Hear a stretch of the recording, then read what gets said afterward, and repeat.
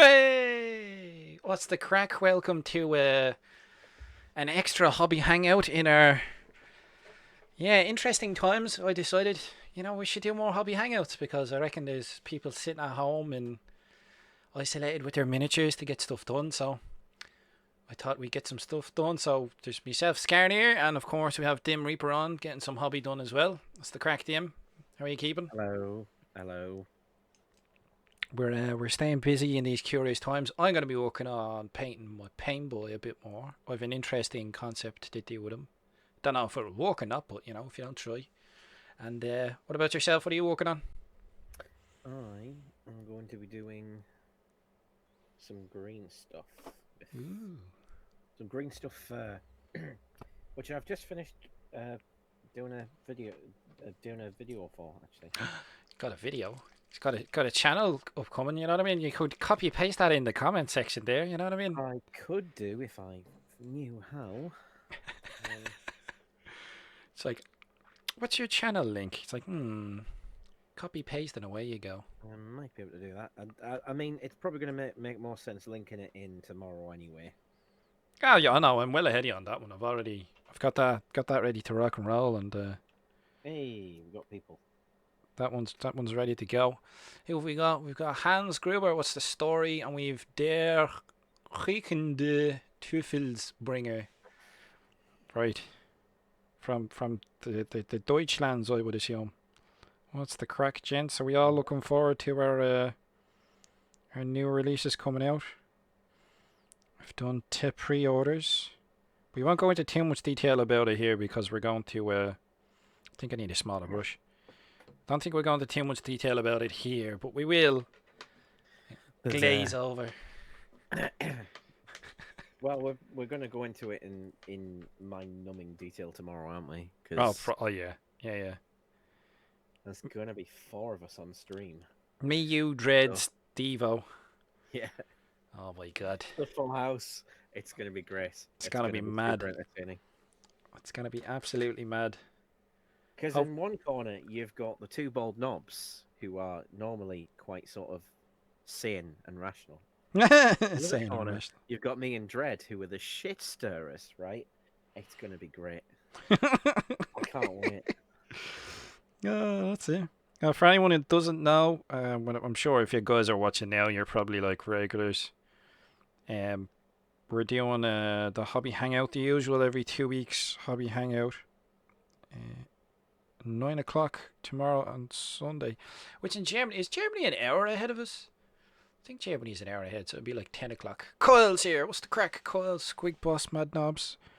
V-Gate, Squig Boss. Good afternoon, Canada. Blame Canada. Right. I'm gonna switch over to the hobby cam. The hobby cam. Is this where you pick up the camera and give people motion sickness? No. It's fixed now. No, it's fixed. It did. We're moving up in the world, ladies and gents. We have hobby cam. This contrast paint isn't looking too bad as some sort of weird ichor. There we go. As if by magic. Bam, bam, bam. Will we do a close cam? Yes. Will we do a close cam? So, question for everyone in the chat: have you pre-ordered the box set? Because I may have ordered too. and some BattleTech stuff. And what about you, Dim? Are you going to be No. Sure. No. Surprising everyone. Surprise. Well, I was contemplating it, and then a friend turned around and went, "Look, everybody in this room." Well, I was at my gaming club before we sort of shut it down for the duration. Hey, Dread. What the bleeding heck? But yeah, before my club shut down, we were talking, and my mate was like, "Look, everybody in this room knows there's only one model you want from that set. So if I double up, would you like a spare grot?" And I would like, yes. Yes. I would like a spare grot. Give me that Macquarie. So I'm getting Macquarie, and that's it.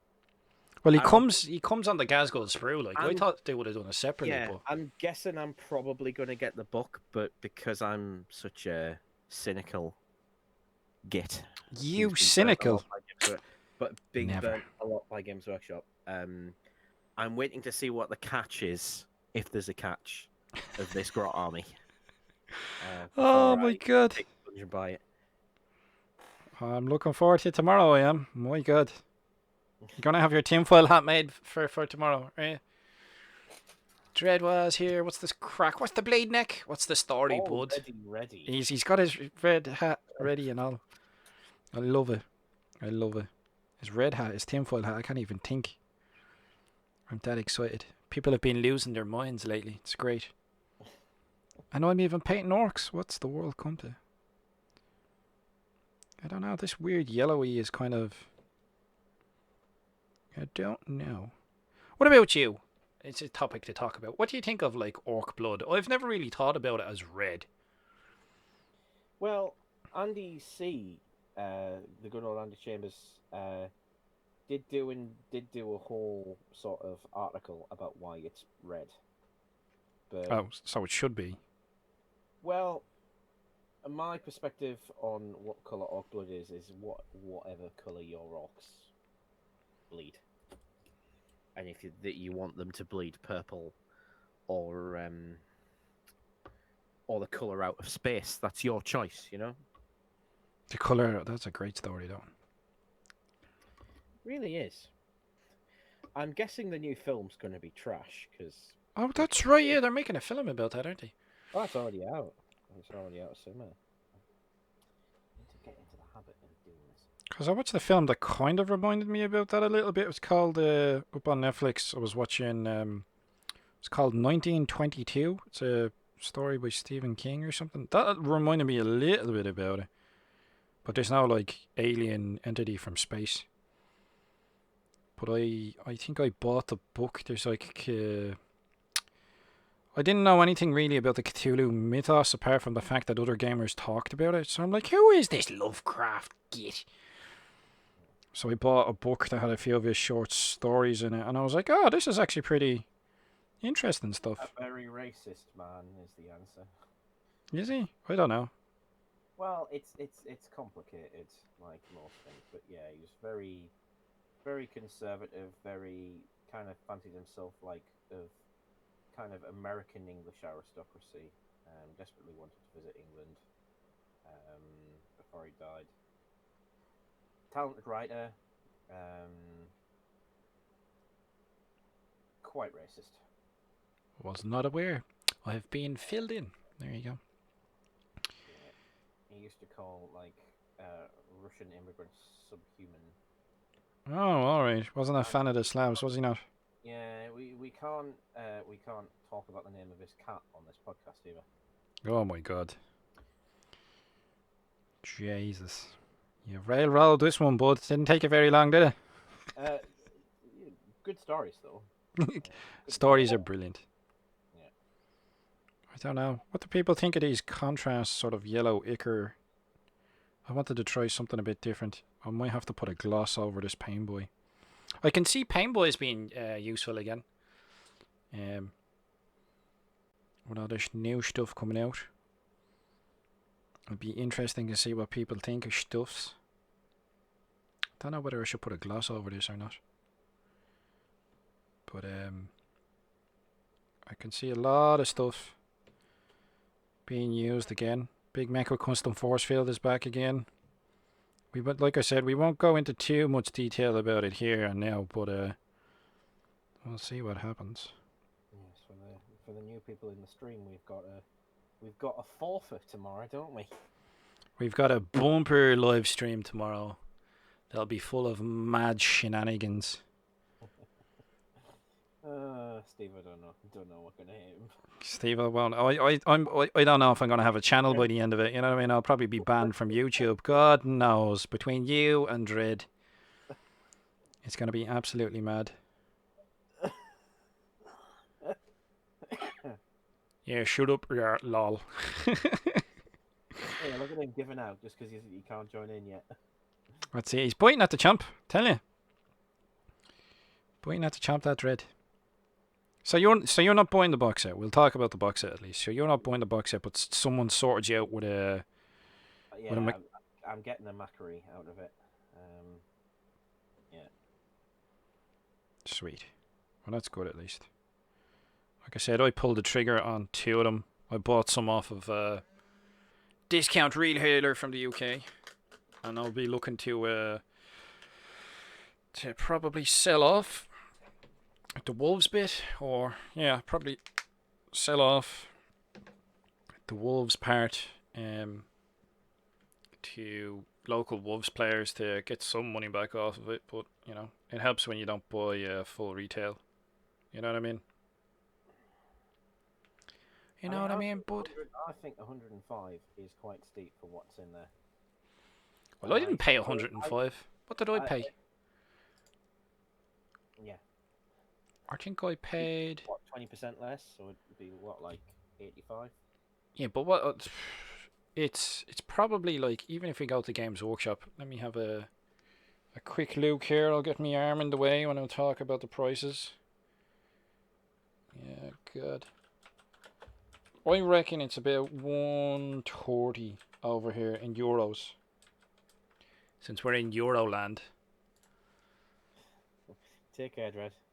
Is Dread heading off for the night, are you, Dread? Yeah. Get yourself up. Give yourself plenty of sleep. So I'll certainly chat to you there's tomorrow. At least one of us energetic tomorrow. He's off to Bedfordshire. I love it. Don't spill all your juiciest thoughts now, will you? Now we'll just talk about the price of the box. That's it. We'll keep it on the QT. Don't worry. Yeah. We'll get some food for thought sorted. That's actually not looking too bad. I'm surprised. Looks a bit weird, but it's all right. I suppose it pops a little. Did you decide to double up, or have you just gone for the one then? Oh no! I've bought 2 boxes. Yeah. I've bought 2 boxes. Now, if somebody wants to swap me the Space Wolf contents for our contents out of their box, I'll be like, 210 Canadian dollars for the box, $100 for the collector's book. Wow. Oh, Jesus Christ!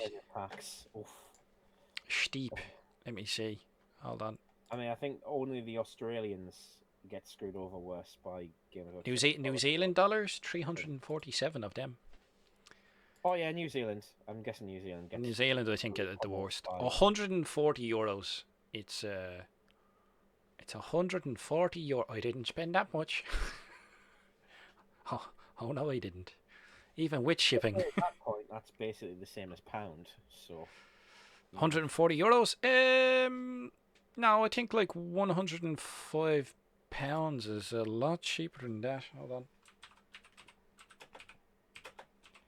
Clickety clack of my mechanical keyboards. Just to do people's nutting. Yes, 1 British pound is 110. What did we say? 140. So 140 euros would be 127 pounds. So what I hear you saying is the pound hasn't taken a full pounding yet. Oh, Jesus Christ. What have I told you about terrible jokes before? You said go right ahead and do that. Das ist verboten. Forbidden. How dare you, sir? How dare you? I haven't even finished the skin on this guy. But this is, do you see what I mean? This is what I'm doing with me orcs. It's like I'm just trying to get them tabletop ready. He looks pretty tabletop ready. I've got base colours on him. His skin isn't finished. His clothes aren't finished. I haven't highlighted. I've tried to wash him. You don't use the term battle ready. It is battle ready though. Or tabletop minimum, or tabletop. I don't fucking. What was the other one? Parade standard or whatever it was. Whatever. It's ready for battle is what it is. You know what I mean? This is what I'm trying to get my army to a standard that looks decent on a battle report, even though I don't make battle reports. You know what I mean? Just for future reference, just in case. Well, I suppose the statement to make there is yet. Yet. How far away from your microphone are you? You sound like you're standing in the bathroom trying to fucking talk to us. What's Kyle saying? I'm excited for this new book. So many new designs to create. Time to design up yet more Grots and Mad Boys. Yes, definitely. If you're not already on Kyle's what's it called? Patreon. If you're not already on Kyle's Patreon and you have access to a 3D printer or you have a 3D printer yourself, you should be, because Kyle is doing absolutely kick-ass value for money in regards to 3D designs that he's doing every month. Always working away at it. Main scene. Let's see. Let's have a look at guest cam close up. What's Dim up to? Dim is sculpting. Jesus, sculpting the green stuffs. Doing some green stuff fur, and if you are intrigued by this green stuffing fur technique, watch this space. There may be a YouTube video describing how it's done. I've recorded the video. It is not yet on YouTube. Ah, well, all right. So I've recorded. I need to do some editing because I fluffed a couple of bits, so I'll have to do some editing and then figure out how I upload it. You are super quiet. Hold on, we'll crank you up there. Hang on a minute. I can move the microphone closer to me. That kind of helps, so people can hear. Yeah. It's like, what's the man saying? I'm still trying to figure out what is a decent distance for the microphone at the moment. If it, by Joe Rogan standards, a fist away from your face. Boom. Right, yeah. A fist away from your face. So yeah, I think this Pain Boy is alright for now. I'm gonna put some.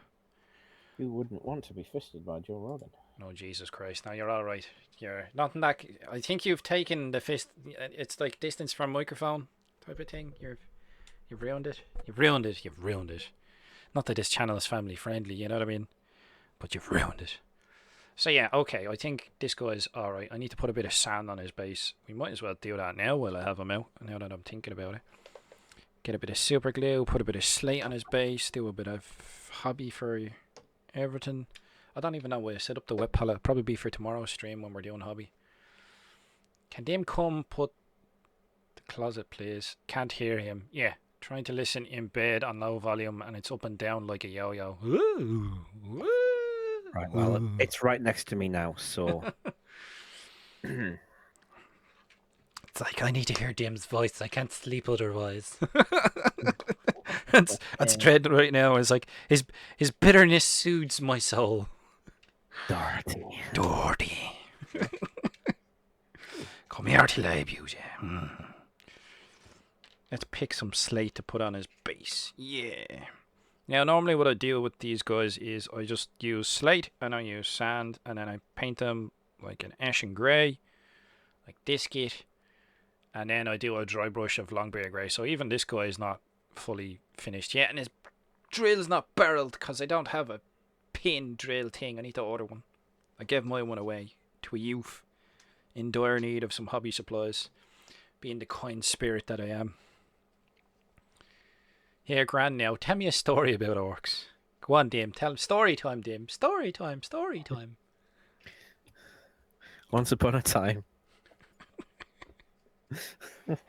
In a land far, far away. ASMR style. Oh my god. I'm not liking the direction this is going. See, look, he's not even on the bleeding hangout and already he's hijacking it. Like, this is not a good sign. It's not boding well for tomorrow. This is a story about a growing knob. Oh, with that, don't you dare. Don't you dare. Community strike number 1. How do you normally do your basing, Dim?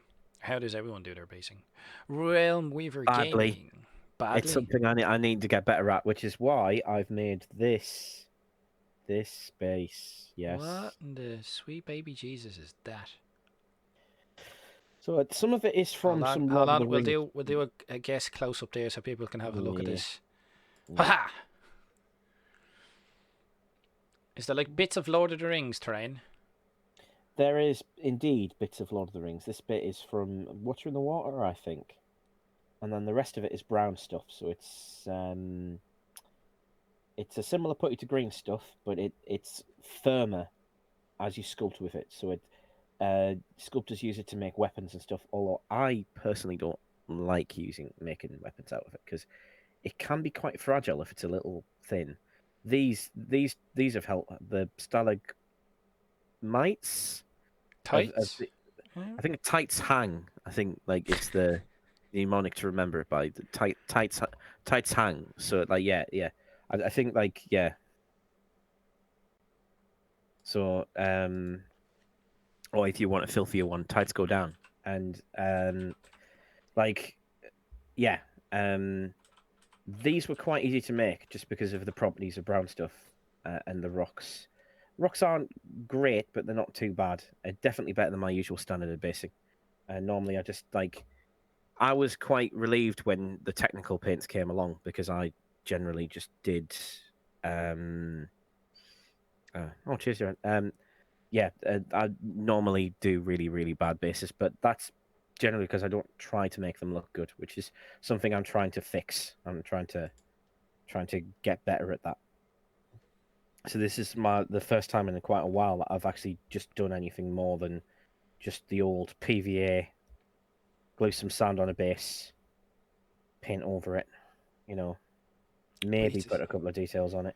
but it's so simple yet so handy. Like that's what I'm just doing. I'm Yeah. like a bit of slate here, a little bit of rock. I have some like static grass Yeah, for but when I I. mean, I wasn't even doing even though I was fully aware of brilliant sort of, um, the brilliant tricks of just chucking a little bit of scatter on to break up the sand. I Hmm. wasn't even bothering with that, I wasn't even using particularly good sand. Um, but yeah, um, I'm trying to get better at basin. Basically, That's is the just gist of it. yeah. Says you. Yeah, I'm starting to run out of my sand I bought years ago when I was an idiot and used to buy everything from Games Workshop. This is starting to see the end of it. I So I'll mean, have to. that's pretty impressive that you managed to make a Games That Workshop. tells you how much hobby I I've done over the past decade and a bit. This It's is like true. I've I've sanded that many bases. You know what I mean? It ain't that impressive. Mind you, I did base like 100 grots or something like that, didn't I? How many grots was there? There was a fair few. But yeah, I'm thinking about buying to replace it. I think I'll buy a bag of child's play sand. For in toy stores Yeah. they do play sands for the kids' pits, the play pits, the little sand pits that they have. I think I'll just buy a bag of that. It's like £5 or less. Um, and it's pretty handy. Like most people will have some sort of toy store around them. The fact that the stuff is already sterilized kind of helps as well. Just sit down one day with a sieve. Don't use your mother's sieve. Or your missus. Don't use their sieve for the bacon. Jesus, you'd be shot. You'd be shot, you would. He will murderize you. Yeah. Mrs. Skarnir would indeed murderize me. It would not be pleasant. Baking is like serious business. She would totally That's the yeah. good stuff. Oh, yeah. Jesus, You'd we're on have our good you'd have to sieve. run. She'd have to yeah. You'd have to run pretty quick. Yeah, I don't think you could run quick enough. Just be pots and pans thrown at you. Get it in the neck. Yeah, that sand will be hygienically clean too. Okay, you just said that. Yeah. Well ahead of you. Well, that's what I'm thinking. If they're going to be making sand for kids, play little sand pits, it would want to be clean. Yeah, I didn't even realize you needed to make it. It makes sense thinking about it. What? Yeah, well, yeah. You know what I mean. If you're not going to be buying, you have to be careful. Like sometimes, people do go on holidays and stuff like that and walking barefoot through sand on tropical beaches. There can be like bacteria and stuff that infect them. So I would, knowing Europe and their standards, if there's sand going into a child's play pit, you can be guaranteed it's been probably like cleansed with something or bombarded with enough radiation to kill everything in it. Yeah. You know? That would be what I would assume. Now, I've put a bit too much super glue on that, but sure, it'll be grand because we're going to have sand lapping up and into it. And I'll put a little something around the back here. His pants need to be touched up a bit. I missed some of the grot skin. Their skin needs to be done, but like I'm saying, this is just sort of, I'm trying to get it to a I'll plonk this on the tabletop. You know what it is, and it's got a layer of paint over everything. You know, at least one layer of paint and a shade. That contrast over the tubes actually looks alright because it sort of stands out a little bit. I might give it another layer. Looks a bit funky. Looks funky. Pick up a sieve in €2 shop. Yeah, totally, man. That, €2 to save a life. Totally, I'd do that. Because, boy Jesus, use the kitchen one. Oof, good luck. It's bad enough I buy greaseproof paper and use it from your wet pallets, like baking paper. You know what I mean? Have to sort of, can't be robbing the normal stuff. Jesus, there'd be more there would right now. I need to find a terrible brush, and you're gonna laugh at what I'm gonna. Oh God, where is it? Where's the PVA glue? Baking parchment for wet pallets, you say? Mm. Oh yeah, yeah. You have a whole bleeding. You bought a roll specifically for it. Yeah, you can get the like the retail stuff that a lot of actual cafes and places like that use. I use the same baking parchment as one of the cafes I frequent. I just buy it. I bought 2 packs on Amazon, and it'll take me a while to get through that. So, At the rate we paint, yeah. What's Dread saying? Dread is saying pick up a sieve. Be better than Builder's sharp sand. Yeah, you could find anything in that, even a ring pull. Yeah, this is what I mean. Like you can, like buying Builder's sharp sand or whatever specific grade of sand you're buying would be cheaper. But you don't. You know what I mean? You wouldn't know what shite would be in it. So I reckon just kids play sand would be the best thing to do. You know, I'll probably have to do a video about it eventually. And then just get loads of little Tupperwares like this. If you sieve through it, then you can just do different grades. I'm sure people have videos of it online already. It's like, here, I bought stuff. Yeah. I'm trying to remember where I put my PVA glue. And I have a stack of board games beside me that's literally like about 3 foot tall. I'm not too sure. It's not. It's not far off. I've got like the wine opener there. Yeah, got that ready for stabbing people. No, wouldn't do such a thing. Me ginger nut biscuits and stuff. I've got a stack of board games here beside me. All like Horus Heresy and stuff like that. And I'm like, I could try and move them and try and find me PVA glue, but at the risk of knocking 5 or 6 or 7 board games over, I don't think it's worth it at this stage. So I'll find something else to glue to his base for now. We'll do sand afterwards. Or throw some washes on the boys. What are people up to hobby-wise anyway? Who's painting what, lads? We've got some sculpting. We've got some basing that's failed to materialise. I've got a bits box that needs sorting, but I'm not doing that live on a stream. Boy, Jesus, that would do people's nodding. It's like, shh. That lovely sound of... Did you ever find that like really big bits boxes and Lego boxes sound exactly the same when you're looking for bits? That sort of therapeutic sound of digging through them. mm. I find that so amusing. It's like, it reminds me of my childhood. Good old Lego box. Can't go wrong. Happy days. Right, so. I think there could be some sort of. There could even be some kind of like subconscious sort of determination to have like, because a lot of people sort of cut parts off their off their spruce and put them into like little boxes that they can root around in. And like, I wonder if that is kind of an offshoot of the days when like we had Lego. I wonder if we didn't have Lego, whether or not we'd do that. What? Just rummage through bits? Yeah, but like in that way, where like just design it to sort of like just passively sort of like. What? You want to try and simulate rummaging through a Lego box? I'm definitely overthinking it, but you know that's more or less my life in a nutshell. It's like, therapy. I like it. Where in this sweet? There we go. I need to find a better method for carrying me paints around portable. This is some sort of thing I bought box out of like chemist. I think it was like cheap. It was like £2, like many years ago, but it's a bit too tall. So when I put it in a bag, all the stuff just sort of goes sideways a bit. But you know, it's better than nothing. I think I should try and make a tray for it over the top layer. You know what I mean? I like coming up with options. If I came up with an option that cost me less than £3, you're saving monies. You know what I mean? Monies that can be spent on miniatures instead of cases and whatnot. Yeah, what was I looking for? Sandry dust? No. I want to paint the letter. The letter is painted Steel Legion, is it? Oh, this paint better not be sitting over here.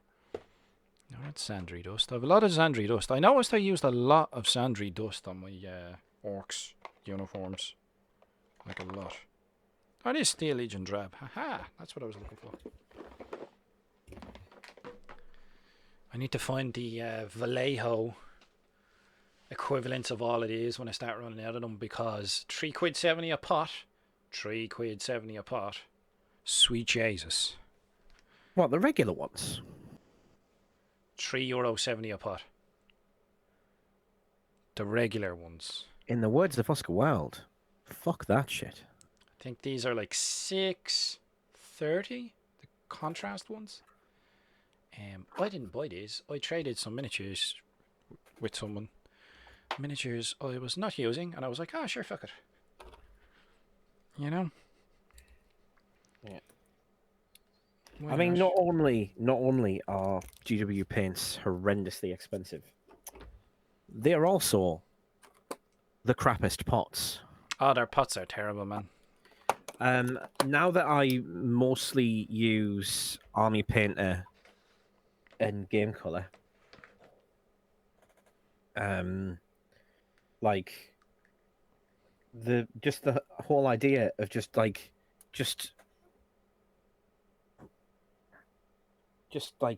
taking the top off, squeeze onto wet palette, done, close lid again. But even quantifying, you know what I mean? It's going to be easier with a dropper bottle, because you're like 1 drop, 2, 3 drops of paint. Then if you're smart and you keep your dropper bottle after you've used your paint, and use it with like distilled water or whatever, if you're going to that level, then you can get like direct ratios. You can just be like, well, this one's full of water, and this other one is the paint, and you can get direct 50-50 ratios instead of doing what I try and do, which is I'll mix the paint and then I try and get it to where the surface tension pulls back a little bit. I'm like, oh, that's watered enough. You know? There we go. Go from there. Mind you, I could be painting everything terribly wrong, but whatever. It's not Golden Demon standard. I'm just trying to get some paint on the miniatures, you know? I'd like to have some miniatures painted before another game, which would be fun. Yeah, I need to start finishing actual miniatures. Yeah, yeah. A bit of a hobby butterfly tends to be my problem. It's like, oh, I'll do this, and I'll start on this, and I'll start on that, and go from there. Nothing catches the eye better than another shiny project. Just as the glister of your previous one has just started to fade. Well, I've actually got like roughly about 1,000 points of just like boys and a few bits and pieces. It's nothing special, but like I've got enough for a battalion detachment. So what I'm starting to think of is, all right, I've roughly like 1,000 points, and it's like core big units of boys. And now I'm thinking to myself, right, I want to make another detachment that'll roughly be about 1,500 points in total for the whole army. So I'm thinking to myself, right, I want to make a 500 point detachment or there and thereabouts. And I'm trying to think, like, what can I bolt on? Because I have like all of the units pretty much. Oh, I knew I meant to add something to my order. I meant to order some mech guns. Ah, well. I just remembered now. Once you, they're not bleeding cheap. Boy, Jesus, they're not cheap. You'll get better mileage out of buying a truck kit for it. Well, I mean, like, if I was going to buy 3 mech guns, I'd buy 2 trucks, and then with the bits left over from the guns, you'd make like 9 guns. You know what I mean? You don't just buy guns for guns. You'd buy.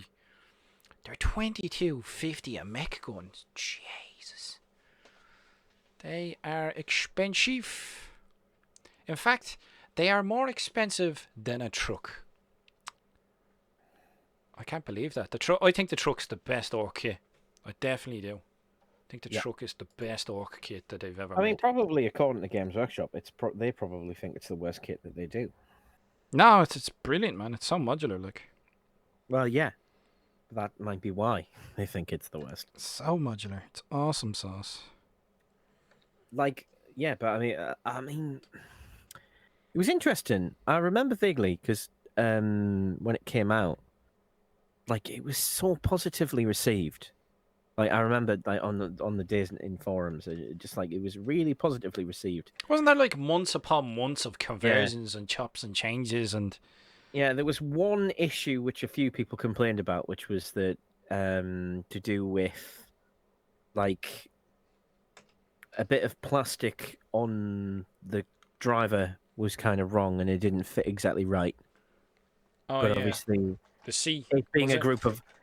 group of orc players, everybody was like, so just cut a bit of the plastic off. What, you were Yeah. intended to build it as intended? You dafty. But yeah, I experimented with it very early on, and I sort of reversed the truck cab and stuff, and tried to make a looted wagon out of it with like Yeah, it's quite a cab lot of bottom like, but it's so. I've seen trucks turn into everything from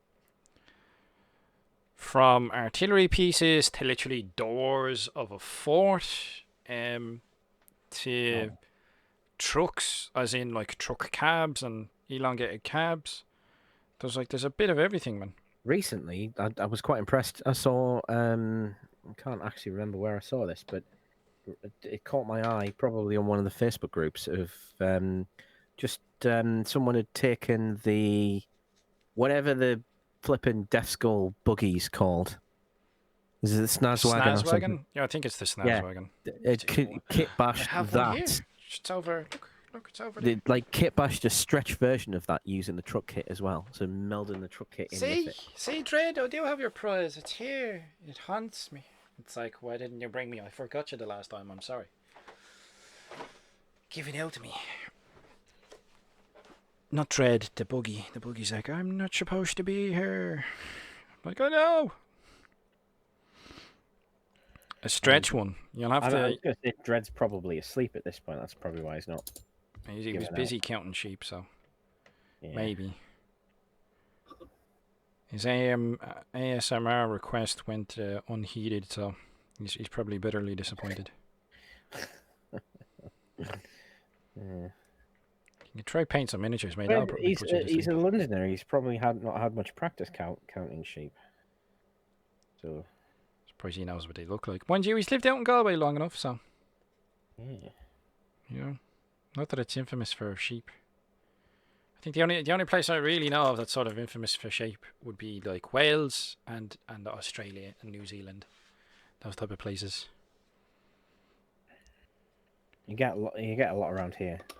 It's because County Durham is rural as hell. Oh, old mining country. Yeah, it's spit in any direction and you hit countryside. Like there's built up areas, of course there is, and there's villages and towns everywhere, but there's a lot of countryside as well. Oh, put too much paint on that, but spread it around. Oh, it's a bit watery. By a bit, I mean very. Well, mine's watery, but that is a necessary part of this technique. So yeah, what do you use when you're doing green stuff? And since we have your green stuff in there, do you use? Because I know some people use like petroleum jelly, which is Vaseline. Yeah. Some people use their spit, which is. That is one thing I would say. I know there's just.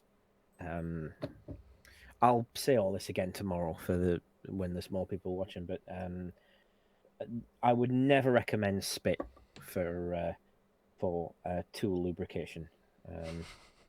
Certainly not in this instance.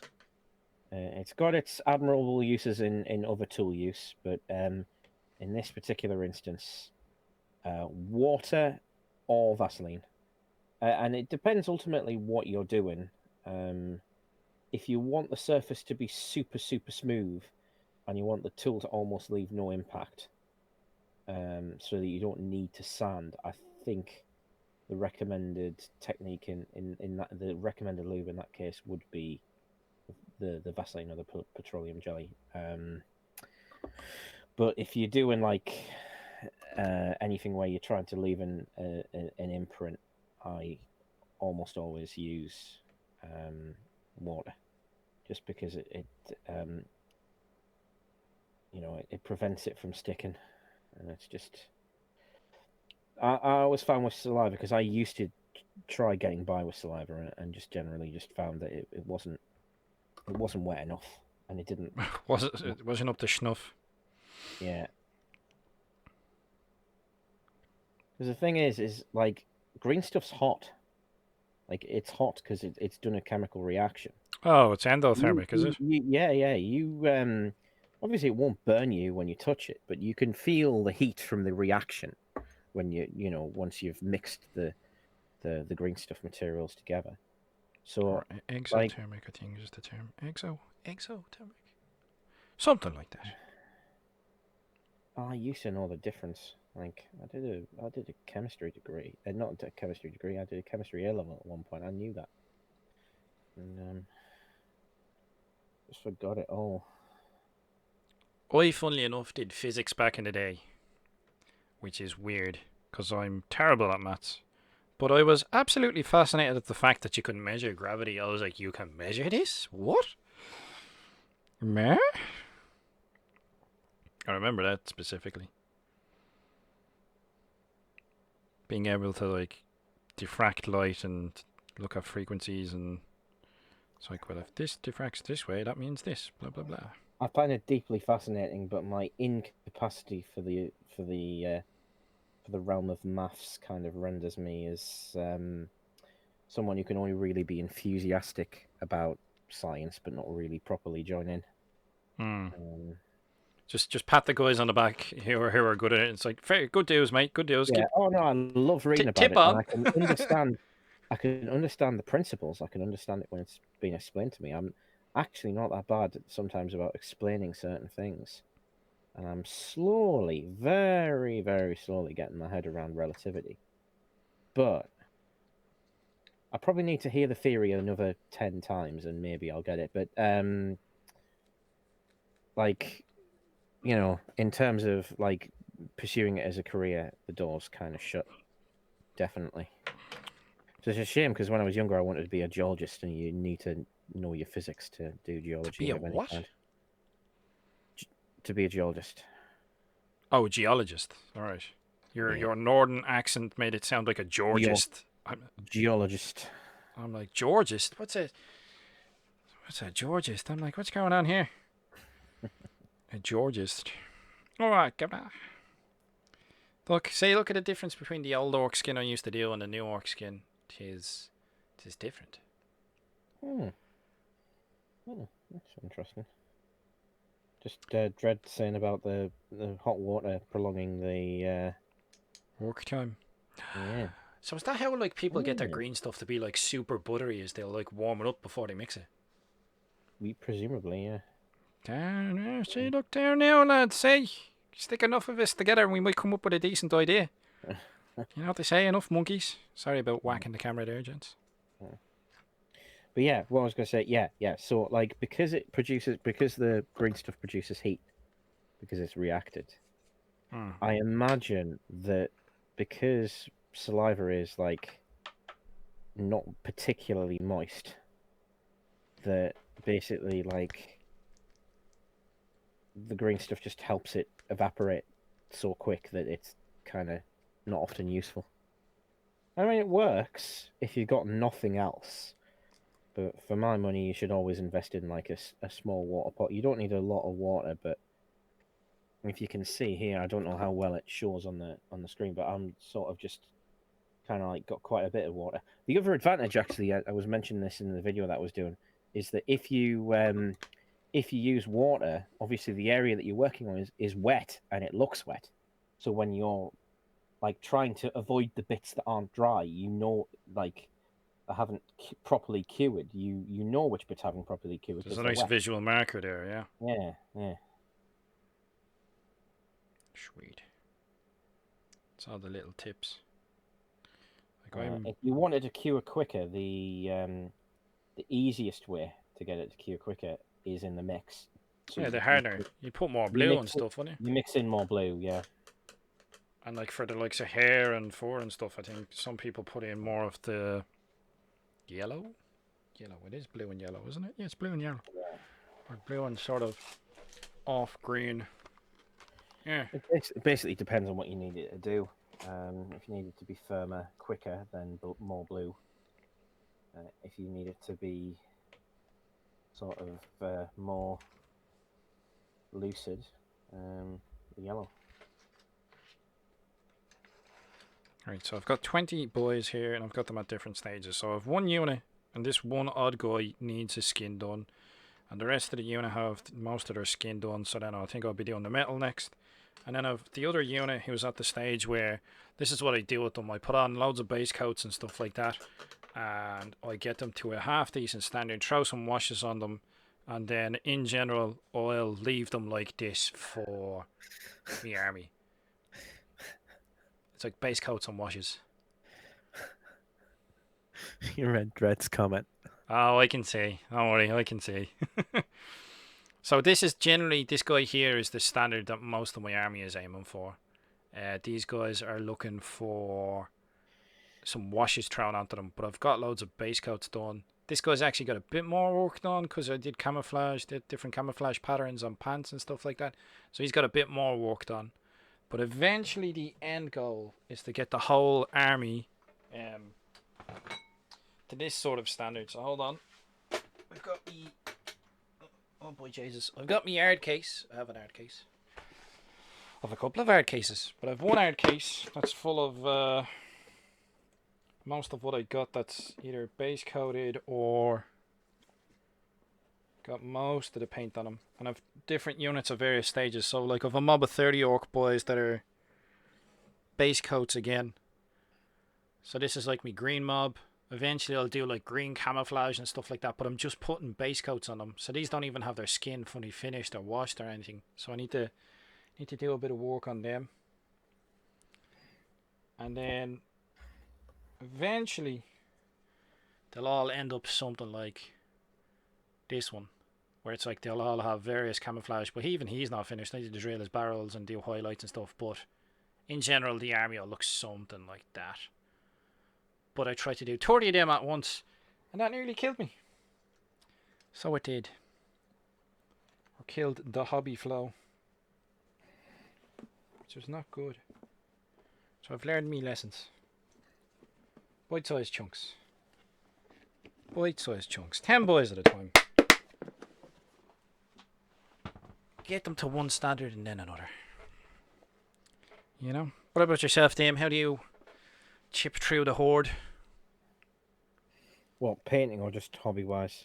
Well, both. I'm sure hobby-wise as well. Like I've quite a mountain of unpainted miniatures. You know what I mean? I mean, generally my response to that is that I don't. I'm appallingly bad at disciplining myself into painting, but I've got into the kind of thing of trying to break it down into one sort of project. But the new sexy project almost always gets me still. I struggle with it, to be honest. I think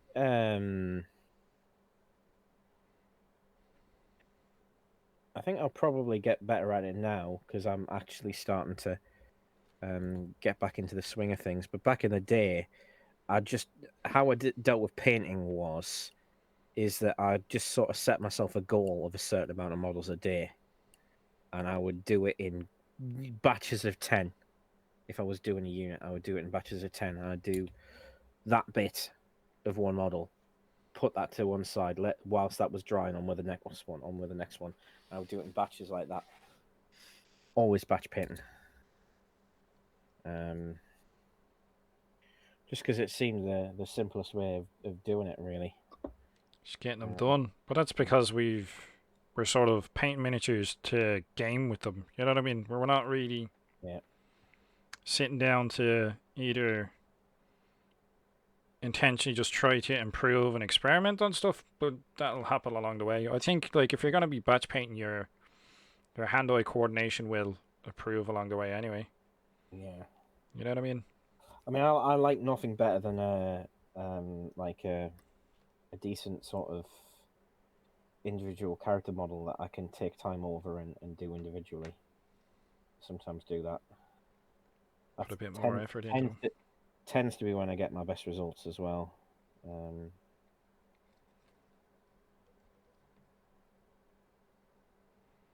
you can take your time. But yeah, I can definitely understand the taking stuff on in tens. That way avoids madness. Well, it was sort of a nature of necessity, simply because like I just got to the point where, like, particularly with Games Workshop games, I would almost always pick up something that was quite good at hoarding, having like hordes of models, like. Well, in 40k, I gravitated towards a Gretchen army. So, in most of my 40k sort of career, I used to have like 120 grots in most lists. So, but what drove you to that? Was it you were playing Gorka Morka before you started Grots, so you liked the Rebel Grots, or yeah, I always wanted to do them as an army theme, just because, well, for me, if I'm doing an army, it's got to start with a theme. I'll always theme it. That's how I like to play. I like to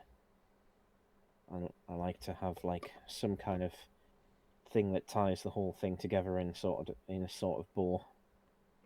It comes from where my hobby origins came from, because I was trying to make board games at home when I discovered the hobby.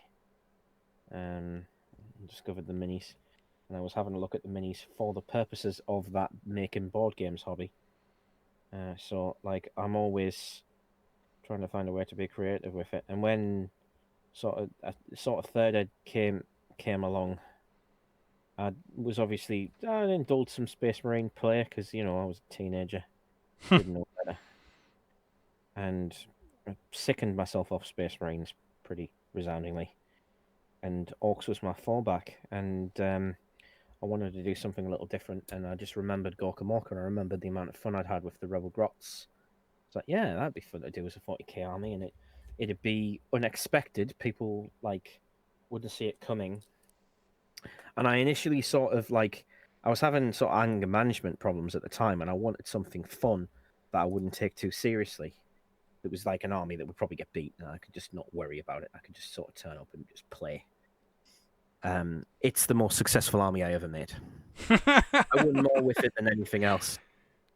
It's also kind of a metric of how I know that, how I feel that 8th edition and 7th edition and 6th edition is inferior to everything that came before it. Oh, here we go. Have you got your tinfoil hat on now? Well, no, just because, like, I could take a Grot army and outplay a better list with solid strategy, and like, because the thing is that I didn't realize it at the time, but my Rebel Grot army really conformed to the chess model. So like my Gretchen were the pawns, and they were there to just distract, because my opponent had to deal with them, because if they got near you, I was rolling 30 dice, hitting on force. And for someone facing orcs, that when you tell people like that an orc unit hits on force, they lose their shit. Is this back when Gretchen had like auto guns instead of just pistols? No, this is when they had the Grot blasters. But if you think about it, if you've got 30 of those at point blank, shooting you, it adds up pretty quick. Oh, I've fought against them in our I killed I big killed apocalypse games. Don't you worry. I I've killed sent many 5 commander. Grey Knight Paladins with 3 squads of them once. Oh, that's. Do you know what I love? I The love. idiots deployed. The idiot What? deep struck right next to my grots and was like, "Ha! They're only You grots. know they'll survive a turn of grot shooting." Didn't know they were ballistic skill. Oh, He didn't realize they were ballistic skill 3, so they hit on 4s. Like it didn't realize that. tempting fate. Dave's here. Saying, have you got a group 4 van ready to deliver your Saga the Beast book with guys in hazmat suits?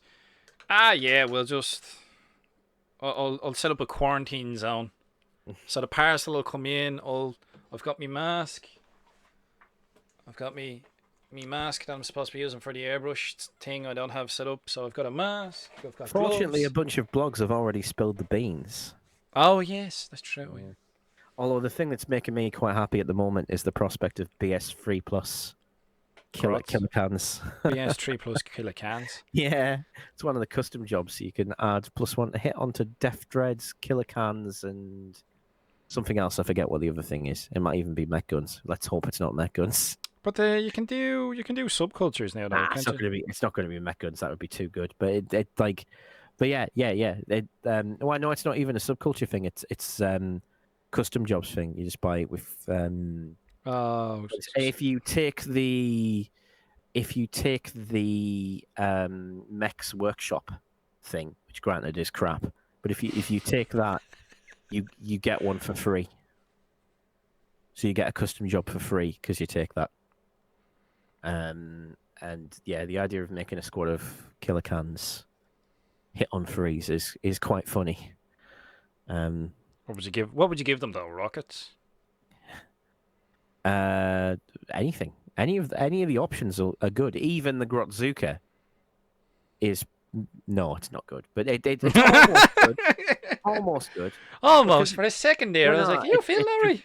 It's because it's heavy and it's like not very good range. So you're gonna move. You're hitting on 4s.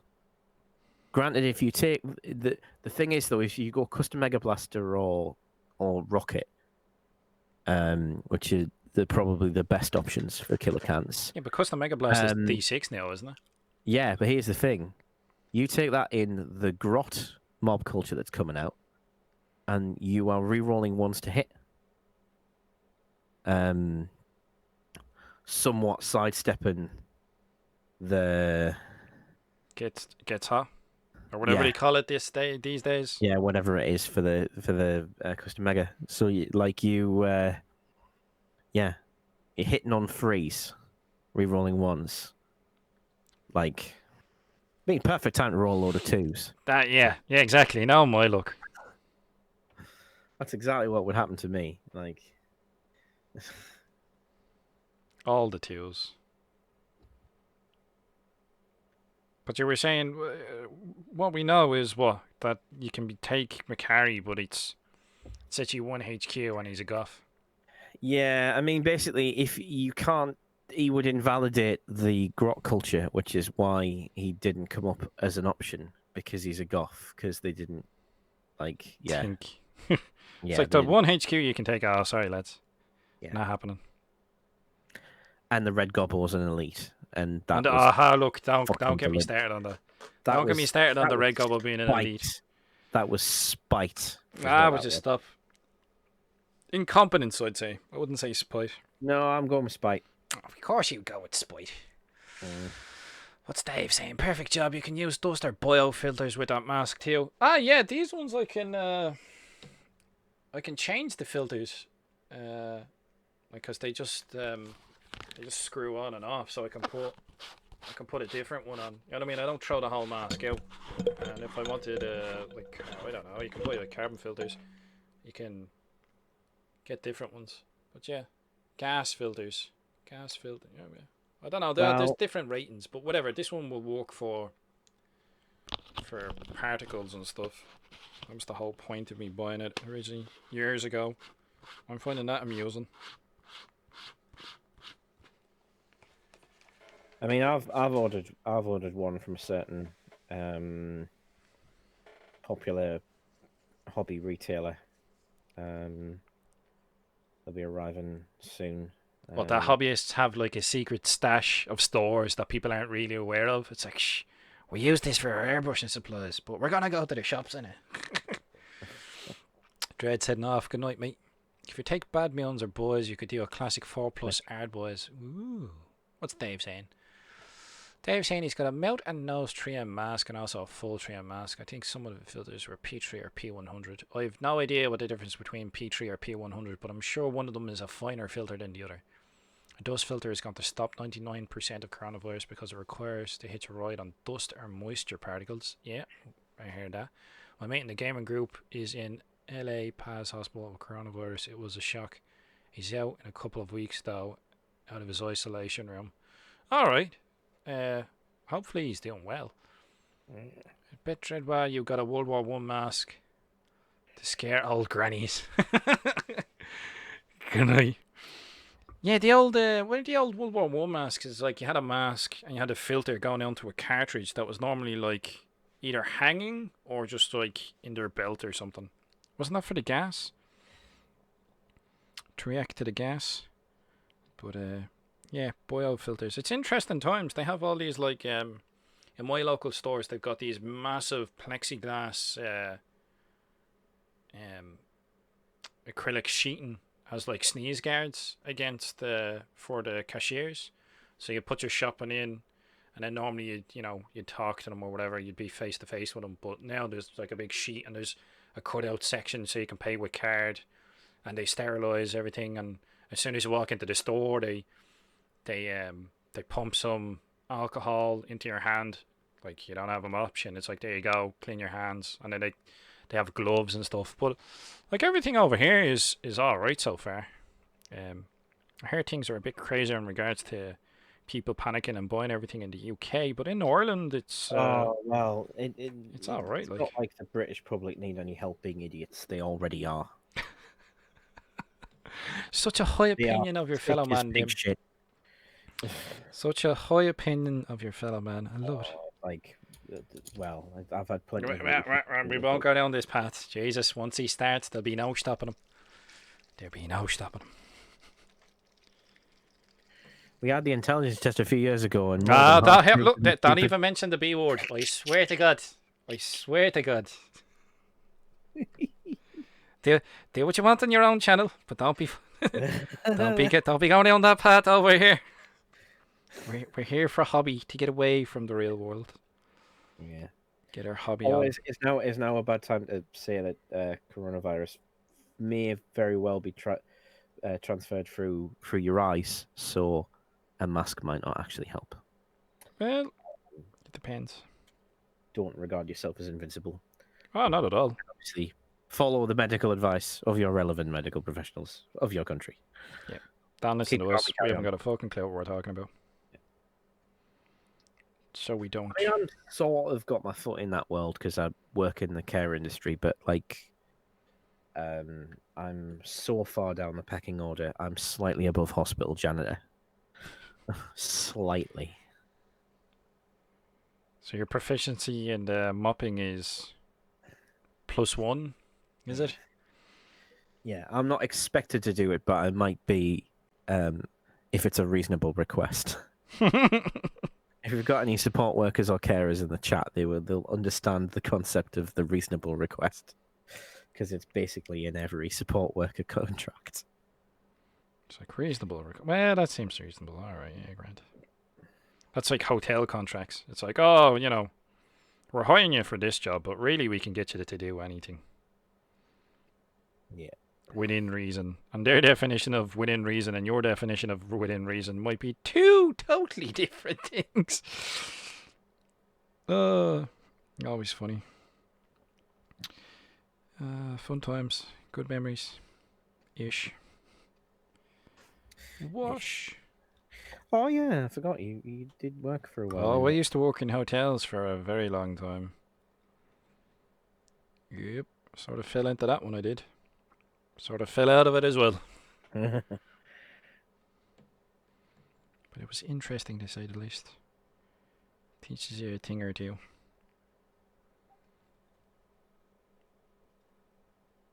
I used to find it fascinating talking to people from different countries. It's like, what's it like where you're from? You know? And the Americans coming over. Loving it. Ah, nearly. What did you do? Did you nearly knock something? This guy is a Ah. bit. And as I'm using him as not a chaos model, I'm covering over quite a lot of this. I did sort of green stuff fur on the top of the cape. It's also hiding that there's a massive, massive chasm, like, of like failcast resin in Oof. between the join of the main body of the cape and the How bit that old is connects that? my Like, shoulders. is that a new enough miniature, a new enough cast? Frog was pretty late on with Warhammer Fantasy Battle, probably the last edition. So he's probably an 8th edition model, but I mean even then that's probably 5 or 6 years ago. So Yeah, it's a he's a damn good sculpt, really. But PE came in terrible medium, is it? I don't know. Like, I kind of love Warhammer Fantasy. Like, I love the lore. I think the lore is amazing. I think like AOS, like I think AOS has the spirit that Warhammer Fantasy Battle should have had, but Warhammer Fantasy Battle has the lore that AOS should have. Basically, is how I kind of regard it.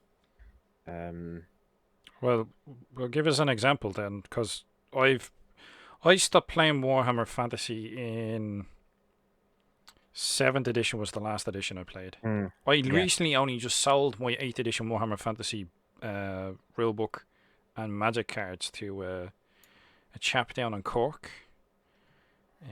So I may actually be selling on some of the stuff I still have. I still have some dwarves, a lot of dwarven characters. I had a dwarven army, a few bits and pieces. But the I mean, last one, you might as well sell that stuff on, because there's an awful lot of fanboys who think that the return of fantasy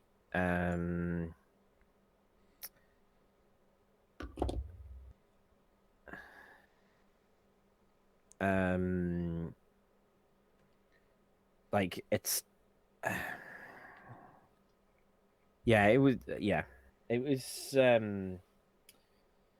like what Games Workshop's returning, bringing back the old world. yeah, like But I've no interest in playing it. It's like, so when did 7th edition finish? That was the last time I played Warhammer Fantasy. And if I've been sitting on models since then, I think it's time to let go of them yeah. at this point. Oh yeah, that's what I was going to say, because fantasy's coming back, but an awful lot of fans think that it's going to stay the same scale, which I'm very, very, very dubious of. Yeah, I'd be of the There's same no opinion. way they're going to let you use your old models. They're going to find a way to make all of your old stuff invalid, and most likely the easiest way to do that is skill creep. Dave is asking, Even what bump it up. in is Dimreaper painting? I'm AOS is not high painting. fantasy, Warhammer Fantasy Battle is European fantasy. No, AOS is just bad fantasy. Mean Them's of me fighting to say. orcs. It's mean of me to say, but like I think calling it high fantasy is kind of an insult to high fantasy. So Dave wants to know what you're painting. Dave, he is Yeah, sculpting yeah, I get what you mean though, Dave. It's like, because the obviously, like Queen's. Warhammer Fantasy Battle tries to lean itself a little to the real world, whereas AOS is more kind of abstract. But it's just really badly written. Like I don't like any of it. I don't like any of the lore. I think it's awful. Well, what's the difference between like fantasy and high fantasy? It's the definition. It's like what, magic and stuff. It's all about how sort of magic and world building is, from what I understand. But like, I don't. AOS is like E-Man. Yeah, kind of is in a weird way.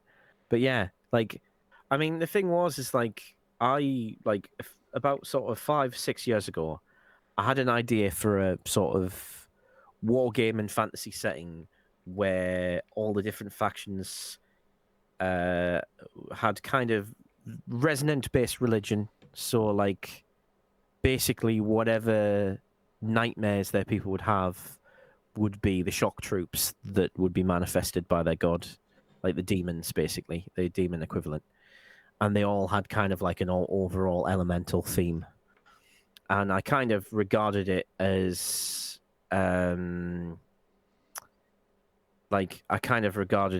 like utterly cliche and like nondescript setting that wouldn't really grip anyone. And then AOS comes along and is exactly that and proved my point really well.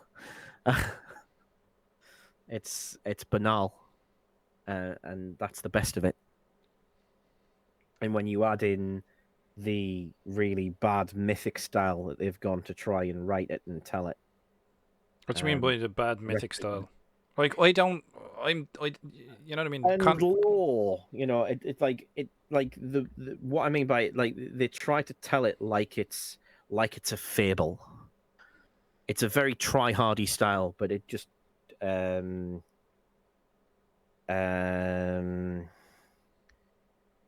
but like the actual sort of like the execution of that attempt at that literary style is bad, because it basically tries to sound mythic, but it just comes across as pretentious and kind of bad. I kind of like see it like the sort of way that I tend to describe it is it kind of feels a bit like it's trying too hard to be like this. It's trying a little too hard to um to kind of show its substance, and it doesn't really have any underneath it all. That's the problem. It's just not that good. it's not your cup of tea, is what you're saying. Well, I read a lot of literature and stuff, and like, Is it the writing style? Is it the approach? Is it lack of mm, talent? Is it all of the it's lack above? of. I would say it's lack of talent, principally, among all other things, because there's good ideas in there, in spite of how sort of I would say how cliche they are. There's still some nice ideas, Just badly executed. but they are incredibly badly executed, like frequently badly executed as well. It's,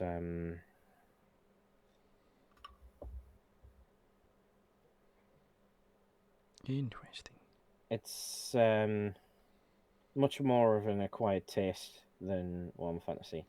And Warhammer Fantasy isn't particularly a great setting either, but it was written better than, like, because it had people who actually, I would say, had like a talent for writing. I mean, like, I sort of like, read quite a lot of the Bill King, Gotrek and Felix books, and they're just amazing. They're really, really good, and they're properly written by, a guy who knows how to write novels. And then you get the AOS lore, and it's just Night and day. it's caught in it's caught in its own sense of gravitas, but it's having a sense of gravitas for something that hasn't earned it. Hmm. And that's kind of the biggest problem that I have with AOS as a setting. And again, it's this thing that GW seems to have in its head at the moment, of this idea that it's trying to deliver us stories, when really what we need is a setting. And like Warhammer Fantasy Battle was a functioning setting in which good stories inhabited, and AOS neither has the good stories nor the setting. It's just got like this attempted and evolving story that is constantly adding new material and moving into the future, but is acting like everything that has come up to now and before it is in the past. It's So that makes it kind of hard to get invested in, I take it. mm, I've never struggled to like a setting more than I have with Age of Sigmar. I don't know what it. I can't pin down exactly what's wrong with it beyond it reads like it's trying too hard is the best I can really describe it as. And it's a shame, but it's just not a good setting. Not a good setting at all. And kind of this idea of these elemental planes of like, this sort of idea of like, everything's kind of like wearing an elemental hat. It's just like it's been so done, and it's been done by better writers. And you've got like Games Workshop sort of level of quality writer that they have now, which is basically just like anybody willing to endure sort of like the pay grade um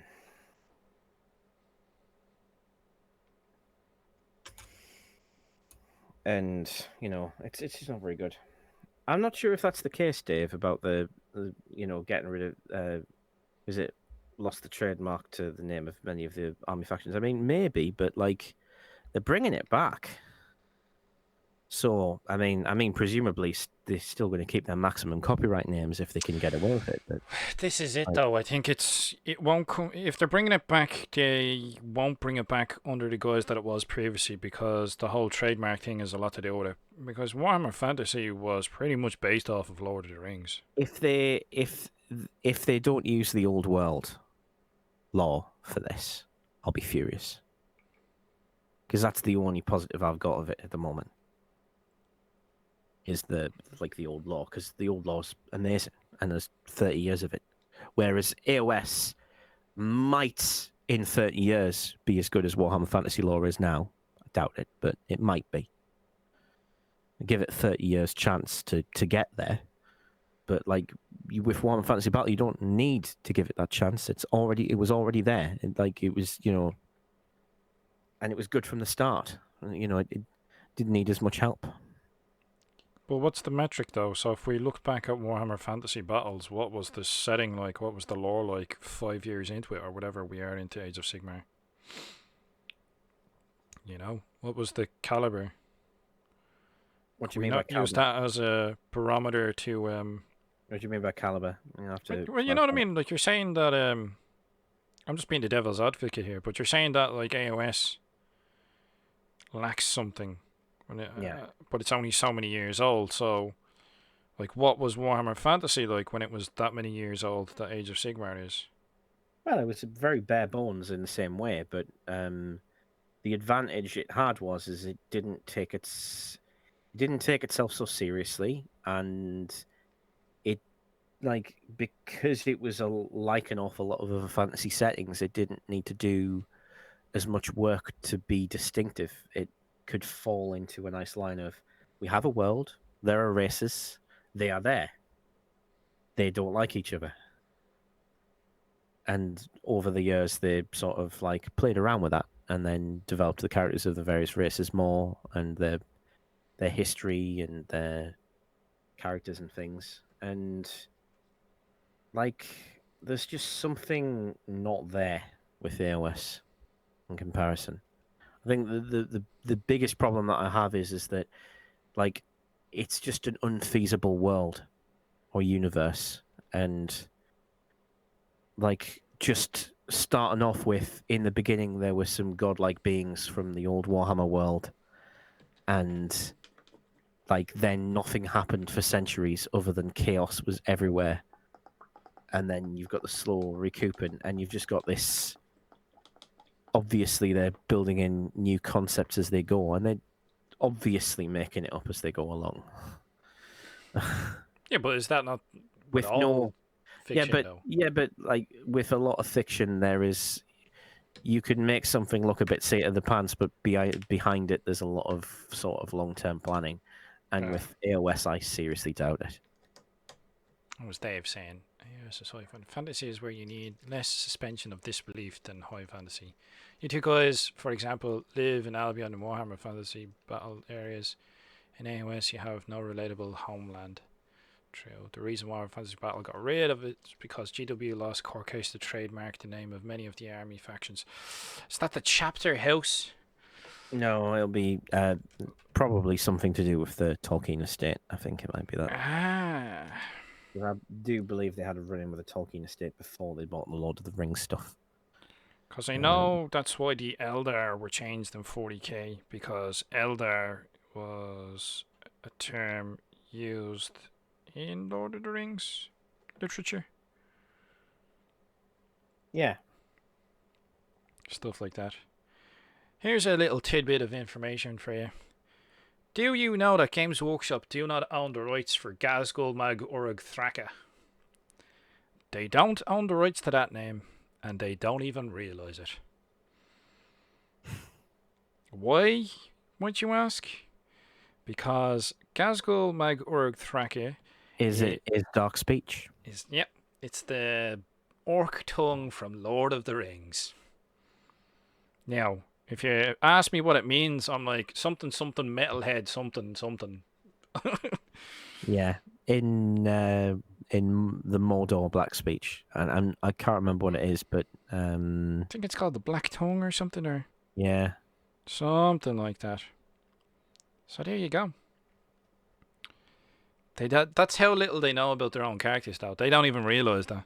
It's only when you go digging and go asking. Well, But to be like, fair, you can be quite surprised by how far down the rabbit hole it goes. Like when New Who came about and it came back up, and they had an episode when they had the Eccleston series, and they had an episode with a Dalek in, and then the week after the Dalek episode came out, sort of Terry Nation, who created the Dalek, sort of came in and went, "Oh, hello.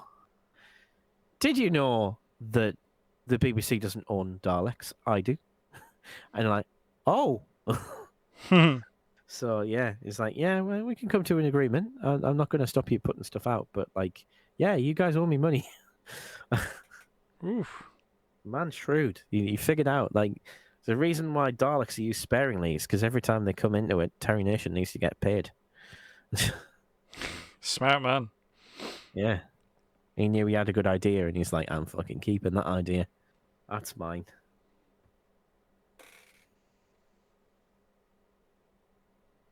There you go. There you go. This is interesting. I decided not to say this, but I was like, now that Gazgul's out, now it's safe to say it. It's like, you put your foot in it now, lads.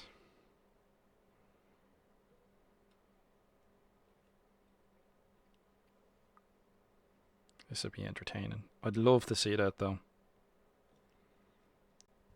Sorry, you'd love to see it. You'd also hate to see it. It's like, Well, what would they change Gazgul to? Like, if they realised they don't own the rights to him, they'd have to get rid of him altogether,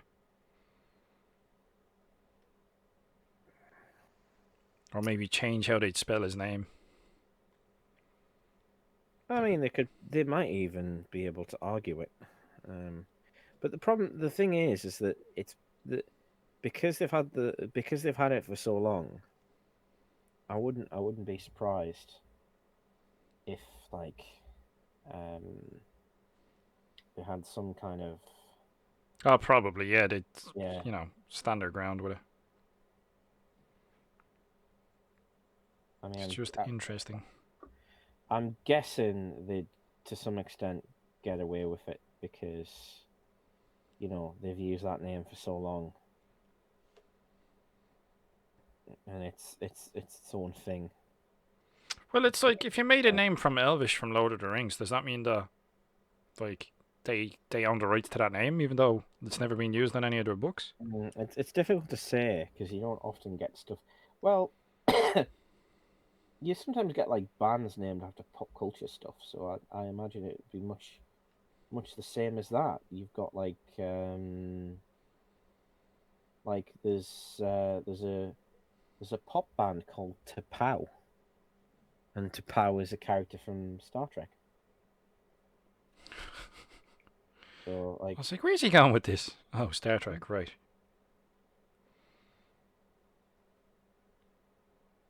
well, who knows? Indeed. Only time will tell. So, what are you working on yourself, Dave? And you sneaky lurkers out there, what hobby is working on? Well, we're prattling on, sculpting and washing orcs. I'm actually washing orcs. I find this somewhat amusing. Barrels will need to be drilled, but not today, my friends, not today.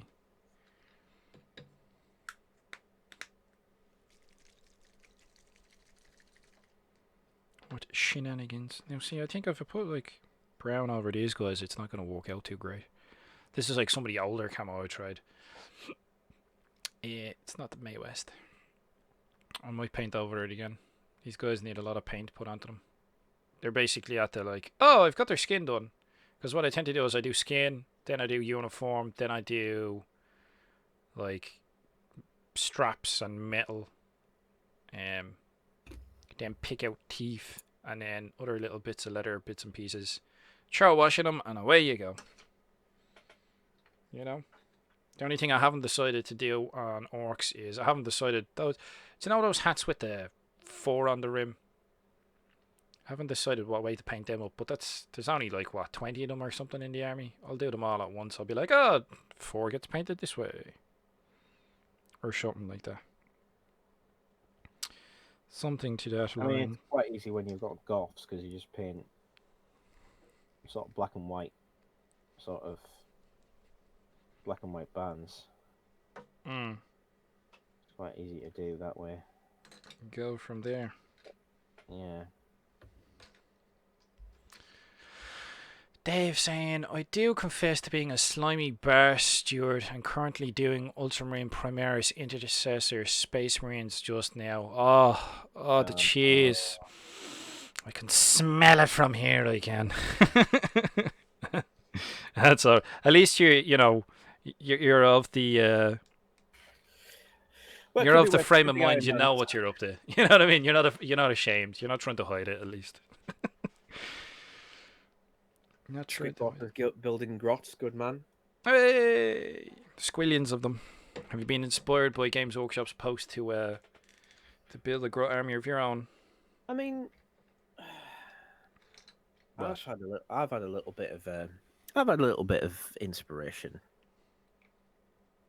I've had a couple of silly ideas since the sort of reveal, but I'm not desperately trying not to get carried away in case I really, really dislike the grot mob. But I think we've heard the gist of it so far. I think that's basically it.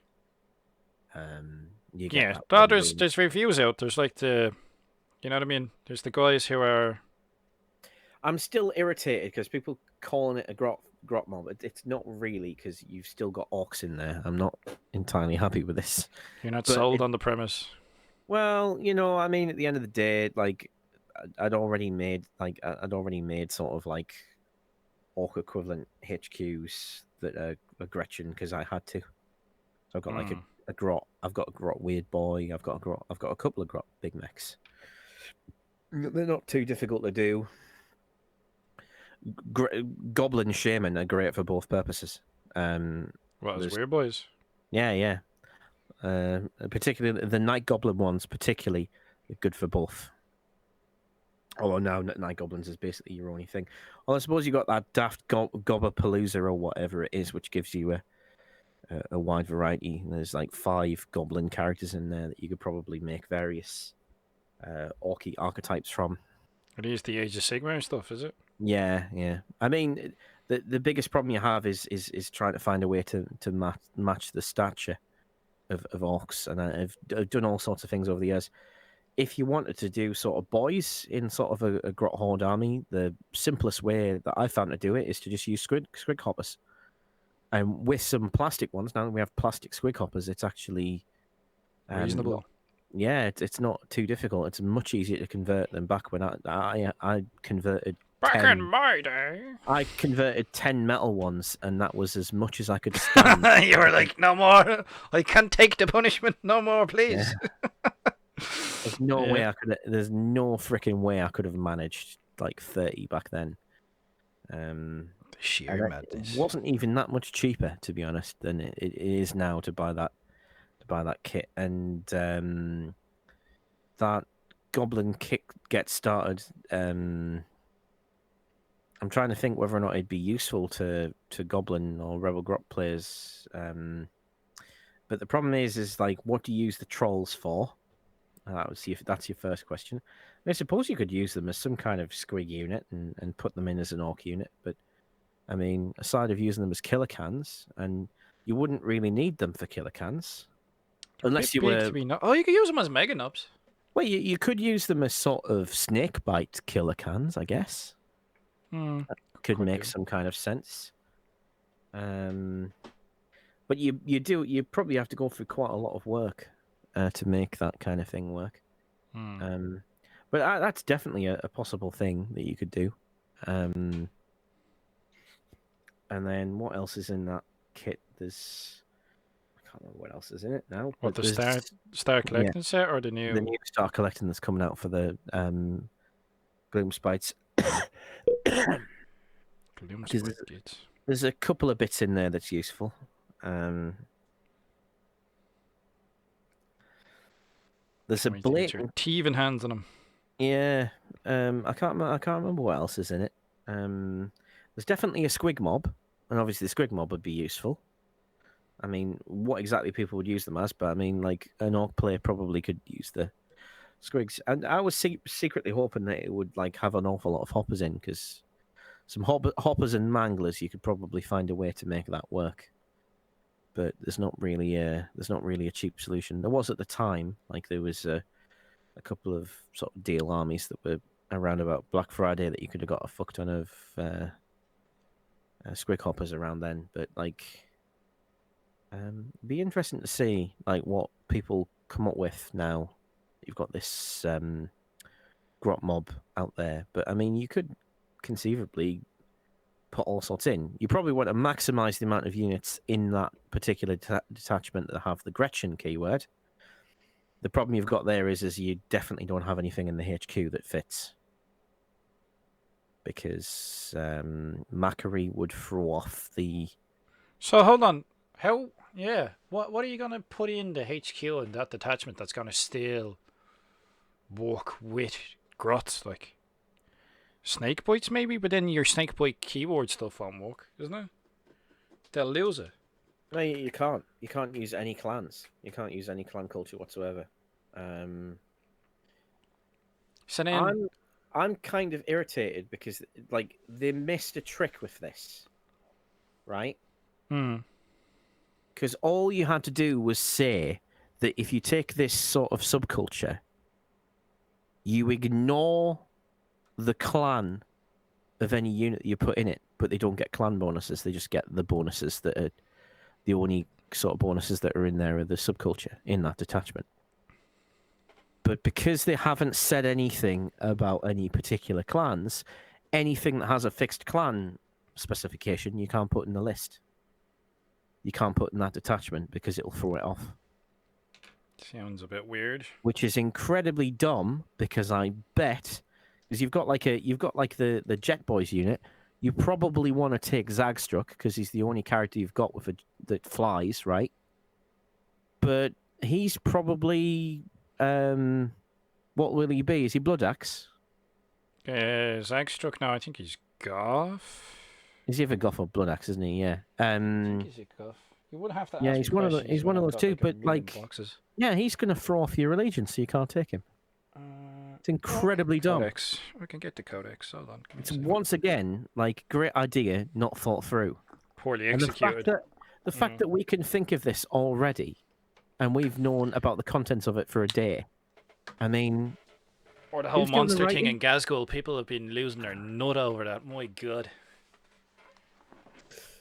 I mean, I understand, and I think that absolutely Gas should have the monster keyword, but then so should all of the Primarchs. I mean, what? Yeah, he's a Guff. Yeah. Zagstruck's Guff. So you can't take him. You can't take him in the Jet Boys list. So you could. It's just you won't be Battle Forest or whatever it is. Well, yeah, but you won't get the bonus. No CP for you. You won't get the bonus, so there's no point. Well, I don't know. I haven't read the Psychic Awakening book, and I haven't watched the psychic awakening reviews from the guys who get it Well, early. from the people who were reviewing it, they're saying like you can't take Macquarie in the grot list because you'll throw off the allegiance. So if that's the case, the same is true as Zagstruck with the Flyboys as well. So what's the? I don't know. They'll have to just.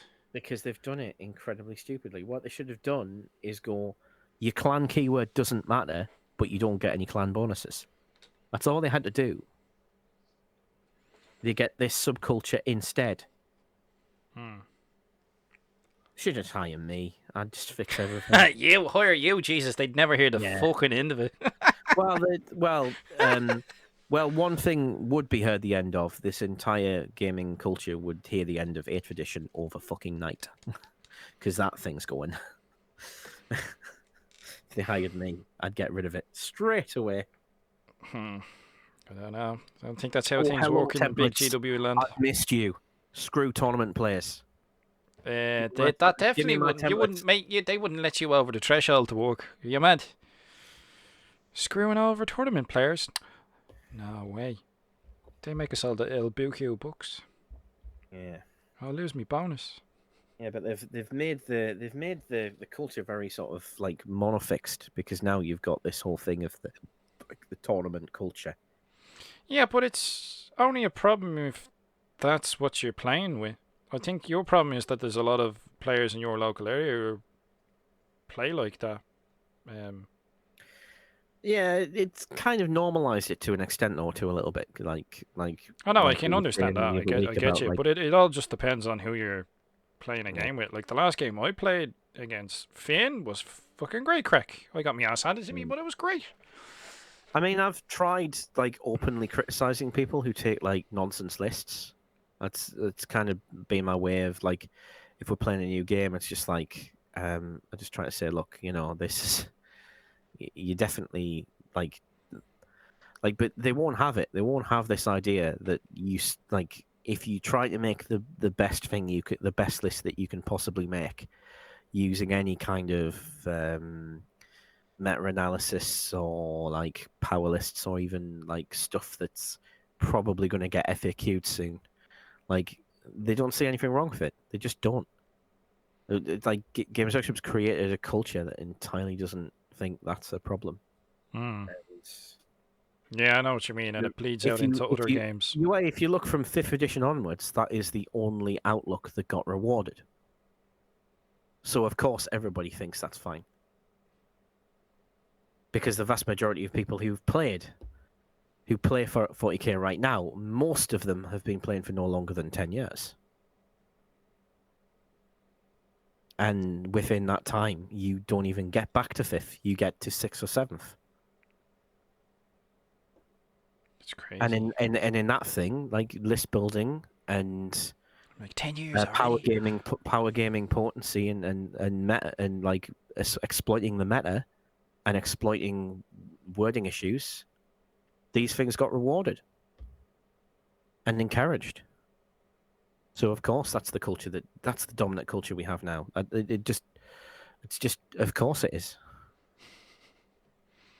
But like the problem that I have is that every other culture's kind of being told, well, you're not as important. I mean, like the whole open and narrative thing. I mean, they're trying to reverse it now because they've obviously received a lot of criticism for the way they handled narrative and open, because there's been distinct changes, not enough changes, but there's been distinct changes. Like they've tried to find narrative and open content to add to their games. I mean, it's shit content, but they're making an effort. I thought they just completely forgot about it. The only time you ever hear about like open and narrative for quite a long time after the 40k and AOS came out was, oh, here's a bunch of units that we have no intention of making new models for or ever supporting again. We have relegated to these two gaming modes, open and narrative. You can use them in them, and nothing says these modes are less important than these are the only modes. We use it to put them out to put miniatures out the pasture. Yeah. We use it to put our neglected shit in. Like nothing says you're unimportant more like that. It's like pity. There's so much they could do. Nothing makes you feel more like a gingerhead stepchild than that, you know. Other than being actually a gingerhead stepchild. Oh, good. Actually ran out of things to sculpt because I can't touch anything because it's all cured. Because it's all curing. Oh, no. Yeah. Do hairdryers help in that regard, though? I mean, probably. I've not tried it. And I'd be reluctant to because I'd be worried that it melted the green stuff. But obviously you wouldn't put it on hot. Jesus Christ. Yeah, but let's face it, we're doing a live stream right now. That Oh, would yeah. not Well, be not a now, particularly- obviously. You know, that'd people are not be like, a particularly hairdryer? good thing to What? do. I mean, I should probably make a start on doing more troll bases because I've got a whole load of them to do.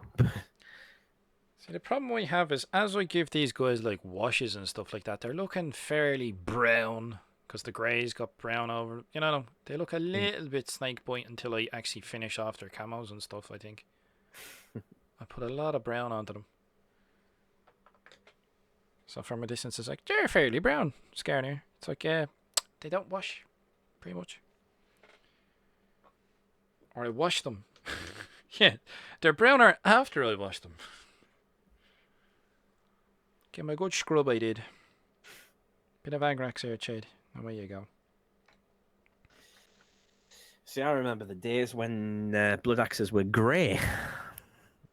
Yeah, you know, I started with grey bases, but I need to do layers afterwards. Layer highlights or whatever the hell they call it. Their skin's not even finished on these guys. I'm like, oh, Jesus. And Jesus. Well, you've got quite a lot of freedom with how you paint blood axes because, like, you can just pick any camo. Camo, yeah. It's like, that's how I identify my units. I'm like, this is the grey camo unit. This is the green trousers or green top unit.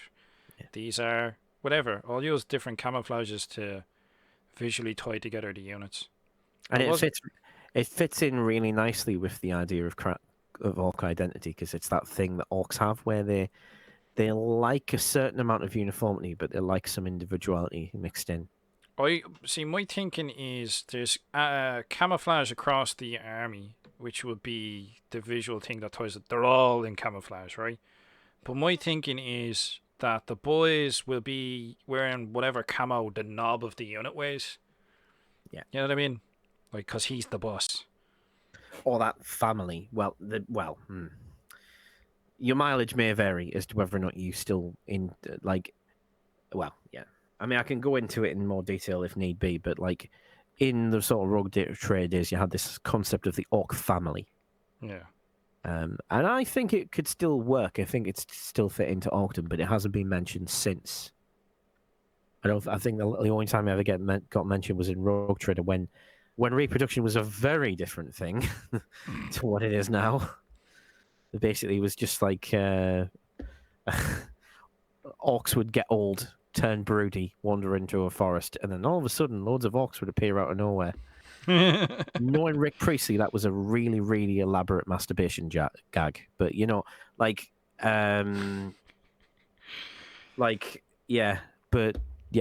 it's just kind of weird. But now with the sporing thing, it could still work because obviously spores are full of genetic information, and a spore from a particular orc not only carries the information of where they are in the societal hierarchy, but it also conveys a scent which tells any other orc of the presence of someone of that social hierarchy. And as they get closer, they smell more of it, and they're immediately aware of the orc social hierarchy, like straight away. Which unfortunately does make it very, very difficult to write drama for orcs. Because how do you have a situation where an orc suddenly turns around and his nob's watching him? Because he'll already know, unless his nose is broken. So you'd have to find a way to subvert his sense of smell just so you could have like an unexpected event. Yeah, but wouldn't there be visual cues as well, though? It's like if an orc's getting a bit uppity and he's going to challenge his knob, it's, you know, he starts to put on... He gets bigger. Yeah, he gets bigger. Like, he starts putting on... He gets bigger and beefier. It's an interesting society, but I guess it just sort of encourages the orcs to kind of... It's weird, because, like, it sends different orcs different directions, because some orcs are like, we can be ruthless about this and eliminate the competition before they're ready. And then with some orcs, it kind of forces them to accept that they are going to be involved in a test which will determine if they're still fit to lead. Hmm.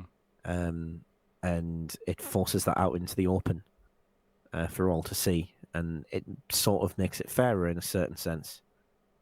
But goodness knows how much of this nuance is getting kept with the new direction they're taking orcs. But it's a lot of fun to read in the older books, I can tell you that much.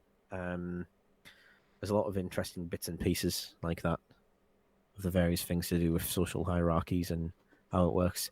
Where I think families could work, though, is that obviously, you have a sire. Your spore has come from a particular orc, which means presumably you're related to that orc in some distant way, or in some specific way. So presumably that's how you would have kind of like families, and presumably one would assume that orcs of a particular kind would gravitate towards those other orcs. So the problem is it's never really been filled in particularly any details as to whether or not the connection between a spore and what that orc becomes, whether or not that is decided after all of that is done and has nothing to do with where it's the donor spore, as it were, or whether or not it's got more to it than that. And it's never been Well, clarified. I don't know, because there's been cases for that sort of theory and cases against that sort of theory. Like, if It that hasn't been was, resolved satisfactorily. yeah, if that was the case, that a specific type of spore would have, we'll say, favor, for lack of a better word coming to my brain at this moment in time.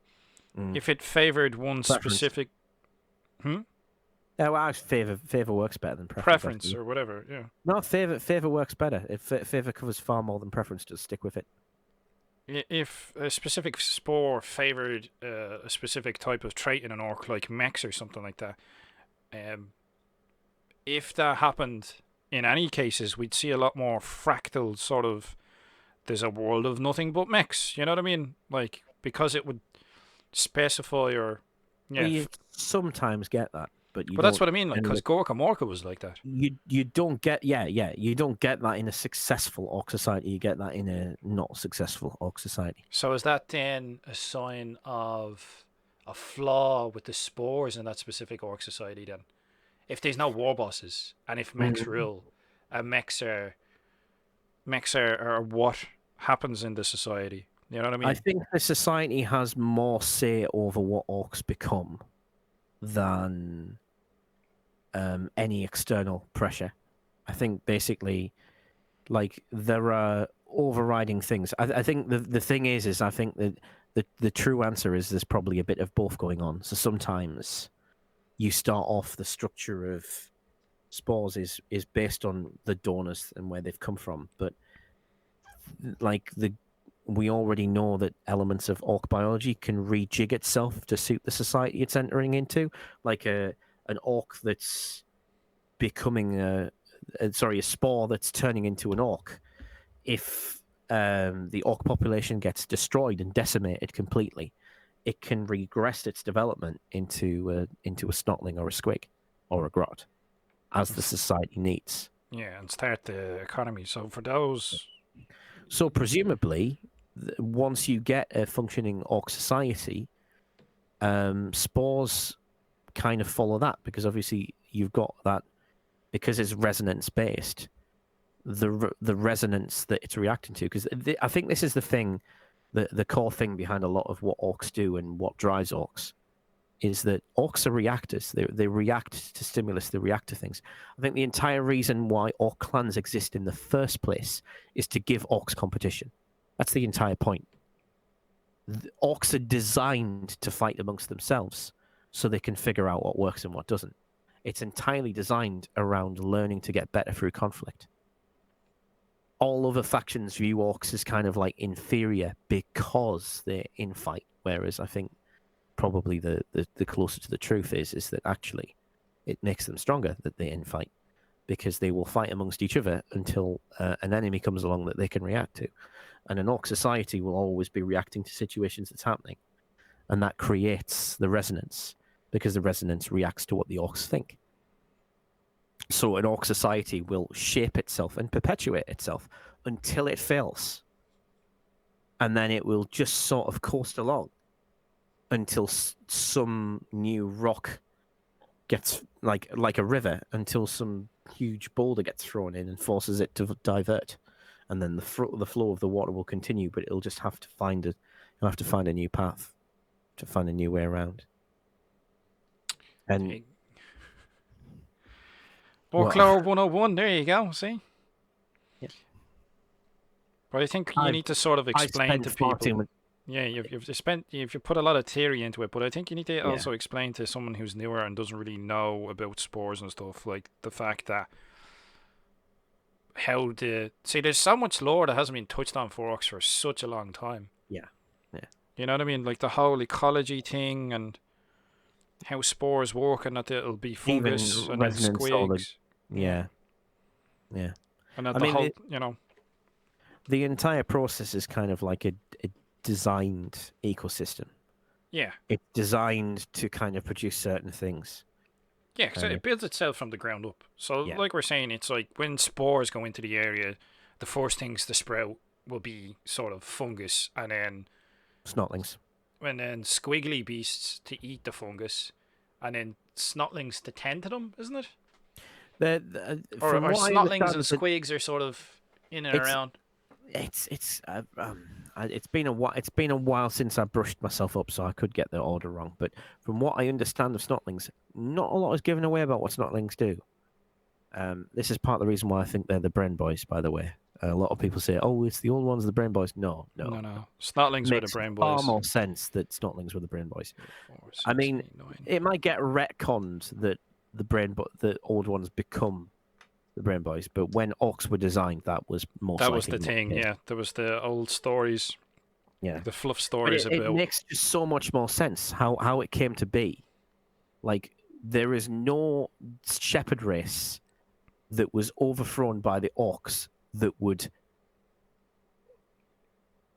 engineer, like, put parts of that engineering process where because like early in orc development, like, there was a race that could shape these orcs or these grots.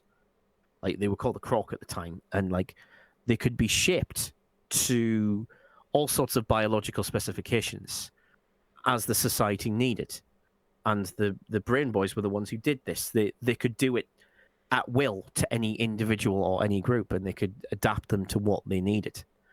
But the orcs were big and tough, so they just freaking well took over. And the race that was left stuck in, like, bits of that in a subconscious decision-making psychic process that allowed orcs to do that without realizing they could do it. Now, what motivations could you possibly have for actually doing that beyond self-interest? Is it really altruistic? I mean, like, if the orcs are about to kind of kick themselves towards their extinction, which is most likely after they've served their purpose, they were ultimately designed in haste to deal with the Necrons. And this catastrophe most likely happened a little while after the Necrons had gone into hiding. They weren't needed anymore. If you were just a shepherd race, you just let them wipe themselves out if you had nothing to do with them. But if you were part of their race, then you would try and save them, because they just didn't know better. And you will feel the burden of responsibility of continuing your race's own survival if you're a part of it, which is why I think the snotlings make more sense.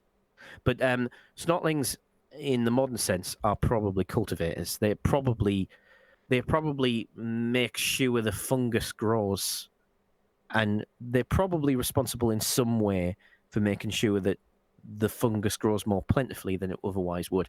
Presumably because, obviously, when the spores sort of develop, they start off, they're just in dank, dark areas in shade and shadow, and presumably the first thing that snotlings do is figure out whether or not they can make mushrooms grow anywhere. so they can have mushroom fields because they're greedy little shits and they like the mushrooms. Yeah. So they kind of make that happen. And obviously, once you've got the mushrooms, and once you've got the snotlings running around, you've got ample opportunities for squigs to eat things, which means the squigs start getting bigger slowly. And just as the grots arrive, and obviously the grots build the society, and then when the orcs turn up, it's already more or less built for them. And then if they want to make it a bit new, they just kick the orcs in a particular, kick the grots in a particular direction and say, "Build this." Build this, you get Yeah, to work. and like, and then the orc society sort of grows, and then they react to whatever's happening. So whether or not the orcs end up starting off with they've got an environmental enemy, or whether or not they have no particular enemy that would affect orcs, and that means they're probably going to end up turning into warring tribes, and the tribe that is the most successful will win. That will produce the war boss, who will eventually become a warlord. And if there's nothing on the planet for the orcs to fight, that'll go up until you get this critical mass, and then they'll leave. They'll go on a war. And if there's something on the planet, they'll fucking fight it. They'll find it. They'll fight it. Regardless of what they do, yeah. Yeah, and like they get very resilient, and they're good at reacting to stuff. That's kind of why if you as a Chaos God wanted to take over the orcs, you would have to get them naive. You can't you'd have to slowly corrupt them in a way that you slowly but quickly corrupt them. It's really weird, but you couldn't take too long about it, and you'd have to be subtle, because the second you start fighting them, that's it. If you as a Chaos Lord start fighting orcs are never going to accept chaos. If you subtly kind of show them the power of it, they might fall into it, and then still probably end up fighting you anyway. In order to corrupt orcs with chaos, you've got to catch them early on and get them before they start fighting you properly. Because once they start fighting you properly, they're going to build up a resistance that you are not going to be able to match. Because you're just not going to be able to overcome it. It's going to be too difficult to deal with. Because orcs just get tougher. They always do, and they react. So when you start showing any resistance, they're gonna react to that, and they're going to resist harder in response. And once the Chaos God has got orcs fighting them, there's no way they're going to corrupt them. You're going to have to get them first, and it's no surprise that the particular orcs that tend to be the most commonly in stories converted tend to be freebooters, because they're the least orky of orcs in a weird way. And I'm glad Dred's gone to bed. Yeah, I'm glad Dred's gone to bed. I'm like, Jesus Christ. They are orky in a completely different way. They have a entirely different set of morals, which means they can probably be slightly easily tempted. But again, you start fighting freebooters, same problem. But you could probably get yourself as a chaos minion into a position where you could at least talk to a freebooter, because freebooters could be paid to do something whilst you slowly corrupt them. Well, blood axes as well. Yeah. So if you got something vaguely mercenary, you've got a chance. Against your average orc, you've got probably 20 seconds to convince them. It's yeah. Interesting. What happened to Chaos Goths? And hey, orc stuff. What's the story, bud? Well, we don't really know what happened with the whole sort of Chaos Goth stuff, but I think orcs can definitely turn to chaos. Orcs can definitely be made hybrids, although in the case of hybrids, as far as I understand it, they are not loyal to the patriarch. Well, not as Gene loyal. Stealer sort of hybrids, weren't they supposed to be it was a bottleneck for the Gene Stealers? That's why they didn't really. In general, it was like a stopgap sort of for them. They can convert them. The problem is because orcs are so incredibly xenophobic. A cult cannot take root, because the second they even vaguely start looking a bit weird, they're out of orc society. Get it. Goodbye. Yeah. And like, so you can get a mob, and like, they won't be loyal to the patriarch. This is the funny thing, if they haven't changed the fluff at least. But like in the old lore, like Genestealer hybrids were not loyal to the patriarch. They weren't blindly loyal. You couldn't get blindly devoted orcs to the patriarch. But because they're different enough that orcs will easily spot that they're different, they get kicked out alongside the patriarch. So it's a case So of they they're being ostracized. Sort of. Yeah, they're ostracized, so they stick around with him because they don't know better, but they're not that loyal.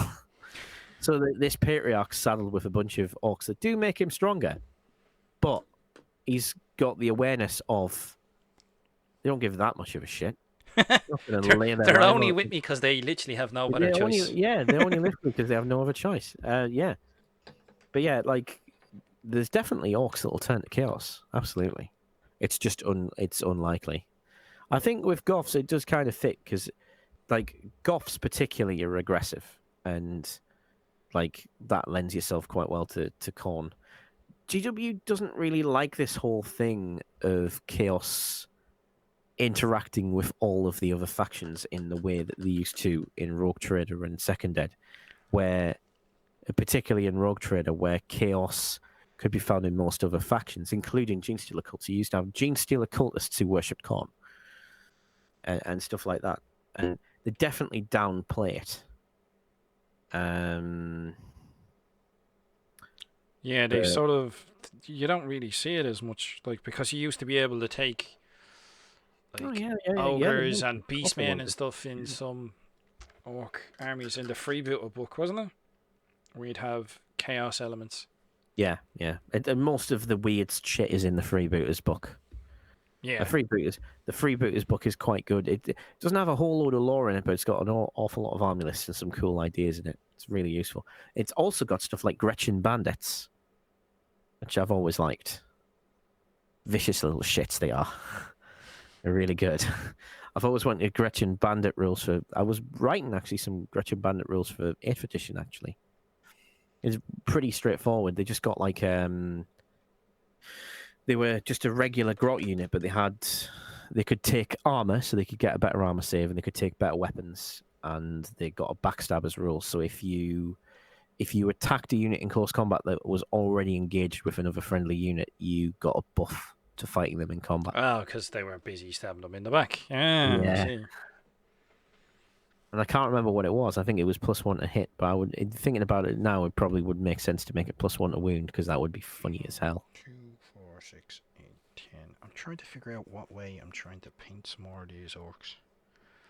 I have 10 more orcs here. Shoot it, boys. But I'm like, what way do these need to be painted? I don't think this is a colour scheme I'm really going with anymore, so... I really do want to get around at some point though to doing some freebooters. I'm always divided. I'm always divided between Rebel Grots, Evil Sons, and freebooters. I almost always end up defaulting to Rebel Grots because it's what I've already got. It's your... And I can always make more of it, but... Your sort of safety cushion, is it? Yeah. Well, the thing is I love speed freak vehicles, and particularly epic speed freak vehicles. I've got an obsession with speedsters. I love speedsters. But, like... freebooters have some cool concepts that I've always wanted to do. I've made some orky Ogrins, but that wasn't particularly difficult. Funny story, but like orc bits mix really, really well with Ogrins. It's very easy. Which version of Ogrins though? Because there's different Ogrins. Well, you just use the modern kit, and you wouldn't. Well, I don't generally use the Bulgarins. I just use the basic ones with the actual Ripper guns, which is the unit that I would want with orcs, because those frickin' guns are orky. Right. I just take those and add jaw plates and orc shoulder pads. Work really, really well on Ogrins. They look really nice. And then orc choppers. Orc choppers make great bayonets for those Ripper guns. I never thought of Oxford, because I have some Ogrins, I think. But they're like, I think they're 2nd/3rd ed ones? Yeah. Well, you would find, you could, like, Ogrins could sort of occur in, Ogrins and Rattlings could occur in orc-controlled worlds. And yeah, but my concept behind these was, I'll show you them here now. I bought them off of a friend many years ago. It's these sort of Are these Ogrins. the old metal ones? Yeah, these are metal. I mean, they're still pretty sweet. You would be able to do the same thing of just using boys bits to puff them out. Yeah, but I like them the way they are. The whole thing is, it's not that they're orcified, it's more... Like, I didn't paint this, but I need to sort of give them some love. But the whole concept was, because I've always played Blood Axe clans, if Yeah. you go back to like the freebooters and stuff... Oh and yeah, you don't the need, don't need to convert anything Imperial because you basically already are Imperial, aren't you? Well, the whole thing is you have an Imperial advisor, and I have the... Yeah. I don't know where he is now, but I have the Imperial Guard officer with the saber. Oh yeah, nice. So I'm like, all right, so there's an Imperial officer that's an advisor. He's an advisor. The whole There's point a great one. There's a great one from Rogue Trader who looks like he's whispering in the ear of a yeah, warboss. that's the or a picture. Imperial. There's like the orc sitting on the throne, and he's like whispering in his ear or something like that. Yeah, it's, You know what I it's mean? a gorgeous model. It's really, really cool. And Full of character. they're proper like ripper guns and everything. They're proper. You could probably kit bash that reasonably well from some of the you'd be like you could probably like because almost anyone who plays guard has Look got at the bang on that. anybody who's like a guard player will have spare bits from weapon teams because you drown in weapon team bits. Hmm. When I made guard, like I had so many weapon team spares. Oh yeah, and because you you'll get some really- go. What do you get you some get really three useful stands, arms. and you can make them like las cannons or heavy bolters or missile launchers or I mean- insert weapon here. Thinking about it, there could even be something straight up that would just work. That could be from Yeah, no. So my plan with these is just they're the bodyguard for the Imperial advisor, like 2 units of Ogrins, because I was thinking to myself, right, if there's an Imperial advisor, the Imperials would want them to survive in the company of orcs, and I'm like, what's the only thing orcs would respect enough to either A, stay away from, or if they did get uppity, get crump with them, and I was like, it has to be Ogrins. It has to be Ogrins. Yeah, but You that fits even better because Ogrins often appear in Blood Axe lists in Rogue Trader days. Yeah. So, Because the Blood Axes love them because they're like, they're huge. yeah, they're fucking beefy and they can punch goths in the face really well. That's it. Which Blood Axes will like. Punch him in the face and then stab him and shoot that point is- blank with the rubber guns. That is more back in the days before you had the sporing thing where you could have a clan that was almost wiped out, and so the Blood Axes kind of turned to humans.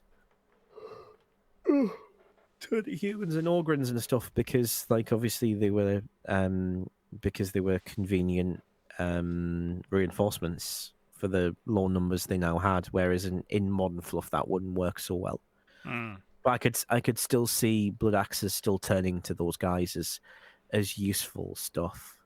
It would be a different thing. It would kind of be how Daleks in sort of like old Who would often have sort of human mercenaries or like human slave troopers who would just kind of they were there to get shot, so they didn't need to get shot, so they could let those guys get shot and then shoot the guys who shot them.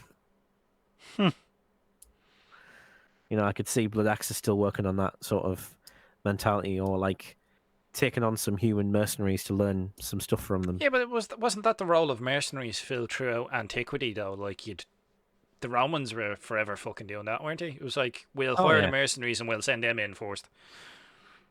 Mercenaries would often win wars, win battles, win wars. Like probably the most famous example in British history is the German anti-cavalry mercenaries that Henry VII hired for the Battle of Bosworth Field. One of the shortest battles in British history. He had a unit of German anti-cavalry mercenaries who had, like, I can't remember what they were particularly armed with, but I know that they had a sidearm that was maces. I think they used halberds or something. Obviously, I was thinking to myself, they'd have to have some sort of like pole arm of. Yeah, it was a pole arm or a halberd, but basically they were really, really good at dehorsing knights And clubbing them to death. and when the knights were on the ground, they'd get the maces out and club them to death. So, basically, Henry VII sort of gambled. He had those mercenaries near to him, so if Richard decided to end the battle quickly and go straight for him, he had those mercenaries would just make quick work of his knights, and at the very least they would rout them. And if he got really lucky, he'd kill the king in the first 30 minutes, which is exactly what happened. So the battle was over in 30 minutes. It was basically one charge for a bunch of cavalry. The mercenaries did their job, and in the crazed melee, Richard got pounded to death by 5 maces. Well, if it works, it works. You know, if it works, it works. But yeah. I think our stream for tonight has been fairly productive. What do you think, Dim? Oh yeah, I still got loads more to do on the green stuff for these guys, but like, I basically exhausted my capacity. I didn't want to do any more in case I got fingerprints all over the stuff. Yeah, I get Dry. you. Green stuff's a bit like that. Where I'd done a bit on everything, but I've done like a bit on all of the models I'm chucking green stuff on. It's been really productive. Yeah. I've got my 10 shooter boys from a mob of 30, so up to at least their washed standard. So I'm happy with them, and then I muck around with the contrast on the pain boy, and I'm actually quite happy with the result of all of the like injection serum stuff. It's not blood. I would think it's like a stimulus type thing. I don't know. It's supposed to be like fungus injections. You could have it full of all sorts of stuff, like this weird yellowish sort of. I don't know what it does, but it doesn't look good for you, mate. You know what I mean? So I've messed around with that, and I like the result. So the great thing about Orc Docs is they're always experimenting, so you could have any color vials you wanted. Could be like rainbow color for all you know.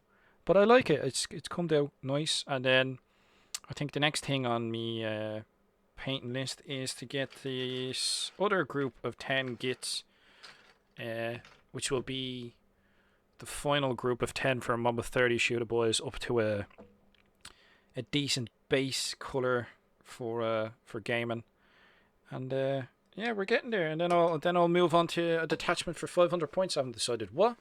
And then hopefully by the time I'm finished these, and I have a few looters that need painting and stuff, that we'll get the Gazgul box set in hand, and I have a big maker. I've loads of stuff, folks. Lots of stuff what needs doing and painting and sorting out. But we're getting there slowly. It's only taken me like a decade to finally get the finger out, you know. Well, this is the most productive I've been in a long time. Like, in the past sort of few months, I've found something of the hobby to enjoy again, and finally recorded my first video. See, if you're crafty, like, you could, link that in the old description there, or the old chat there. Throw your channel in there. I'm gonna do it tomorrow. You're lazy, kid, you. Well, no, because I want the video up so people can watch it. That's true. That's very true. So I'm gonna try and get. I should have the video up before the live stream tomorrow. So sweet. We'll just have it. You can. When me and Dredd are going to have the ball. It's going to be fun. Right, if you're watching now and you're free at 9 o'clock tomorrow evening, which is 5 hours ahead on Eastern time, so it's 4 war bosses. 4 in the evening, like Eastern USA time, so then figure the rest out. I don't know. Yeah, there's going to be me, Dim, Steve-O and Dreadwa on a stream, chatting about the new orc stuff and shenanigans. It'll be mad, so don't miss out on that one. It's going to be absolutely nuts. It'll be interesting. Yeah, me and Dredd are both wind-up merchants. This is oh my god, it's gonna be fun. I'm already thinking, like, what am I doing? We'll see if I still have a channel at the end of it. But you know, what's the worst that'll happen? I'll just start a new one. It'll be grand, like, it's not the end of the world. So we've got a decent amount of progress done, and hopefully you got a bit of progress done as well. I'm gonna try and do some more streams while we're dealing with this whole everyone's locked down and suffering from cabin fever, so we might as well try and get some stuff painted or sculpted or get some hobby done. Sounds good.